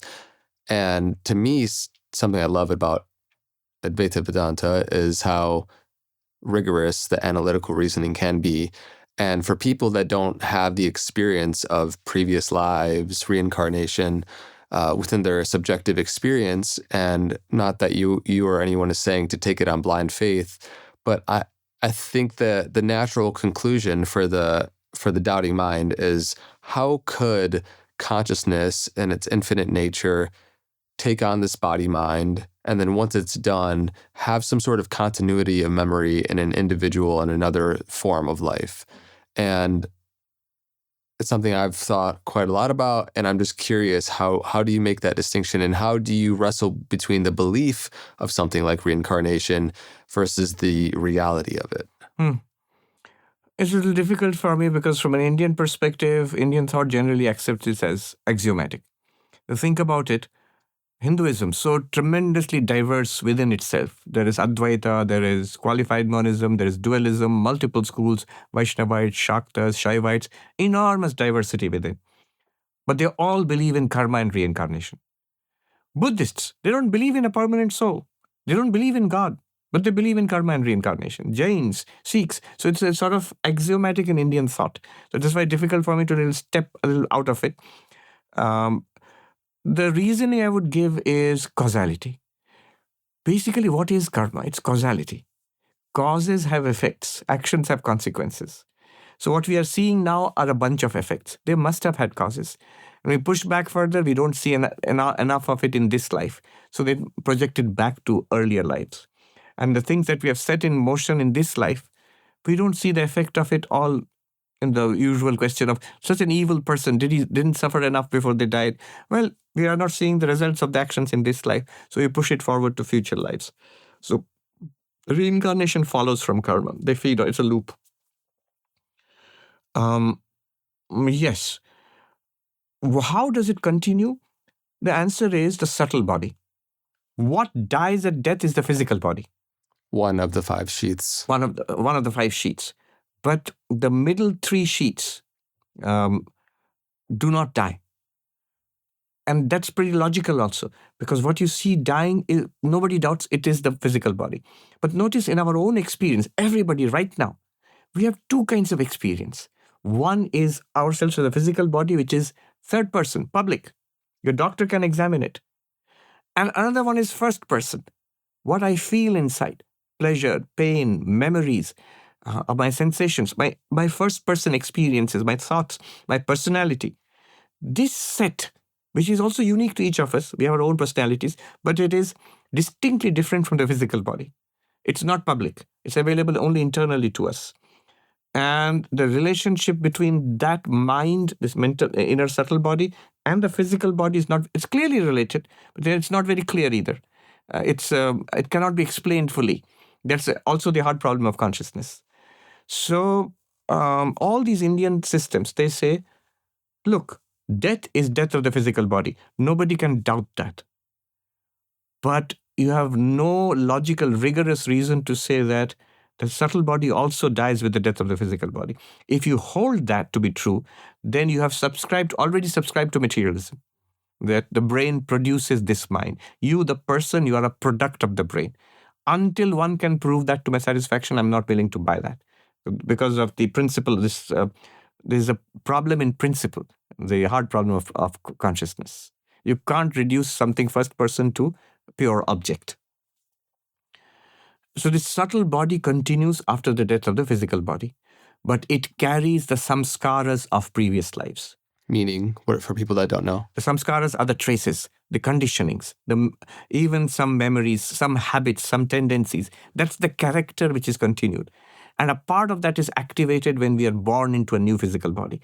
It's like a vast amount of data uploaded to the cloud. Now your iPhone or your iPad may be damaged. You throw it away, you recycle it, and you get a new one. And then you download the same data. So what continued, it's not that it's the same iPad. It's a new body. It can be may not be an iPad also. It might be a phone. It may not be a physical human body also. It could be an animal body. Now, a part of the data in that cloud is now downloaded into that. And that becomes the character of that personality for the time being that body lasts. So what continues from lifetime to lifetime is the subtle body. What dies at the end of each lifetime is a physical body, which is born and it dies. And what is behind all of this, call it Atman, pure consciousness, spirit, that which lights up and makes the whole show possible. Fascinating. We could probably talk for a couple hours just on that. And my last thought is because you mentioned a couple times in the traditions and culture in which you come from, and we all have our own, version of that. What are the presuppositions and the axioms which are embedded in the paradigm which we kind of came into? I think the path of the sincere seeker needs to be willing, of course, to throw away all of that and to examine what is, right, fundamentally, which I see you do, and what sincerity essentially is on the spiritual path. There is one aspect which I see Eastern wisdom traditions fundamentally, inherently seem to be lacking, quite possibly because it is a relatively recent 100 to 130 years as a system of thought, which is the characterological development side of things, the Jung, Freud, Adler, James, the understanding of the psyche and the shadow. And of course, there is it being such a recent sort of understanding of examining the conventional self. There historically has not been as much talk about this from the Eastern traditions, from Hinduism, Buddhism, Taoism. And to me, the negation of the falsity of the Maya can quickly slip into this overemphasis on falsity and a turning away of the growing up. I appreciate how you're an integral thinker and the understanding of waking up versus growing up.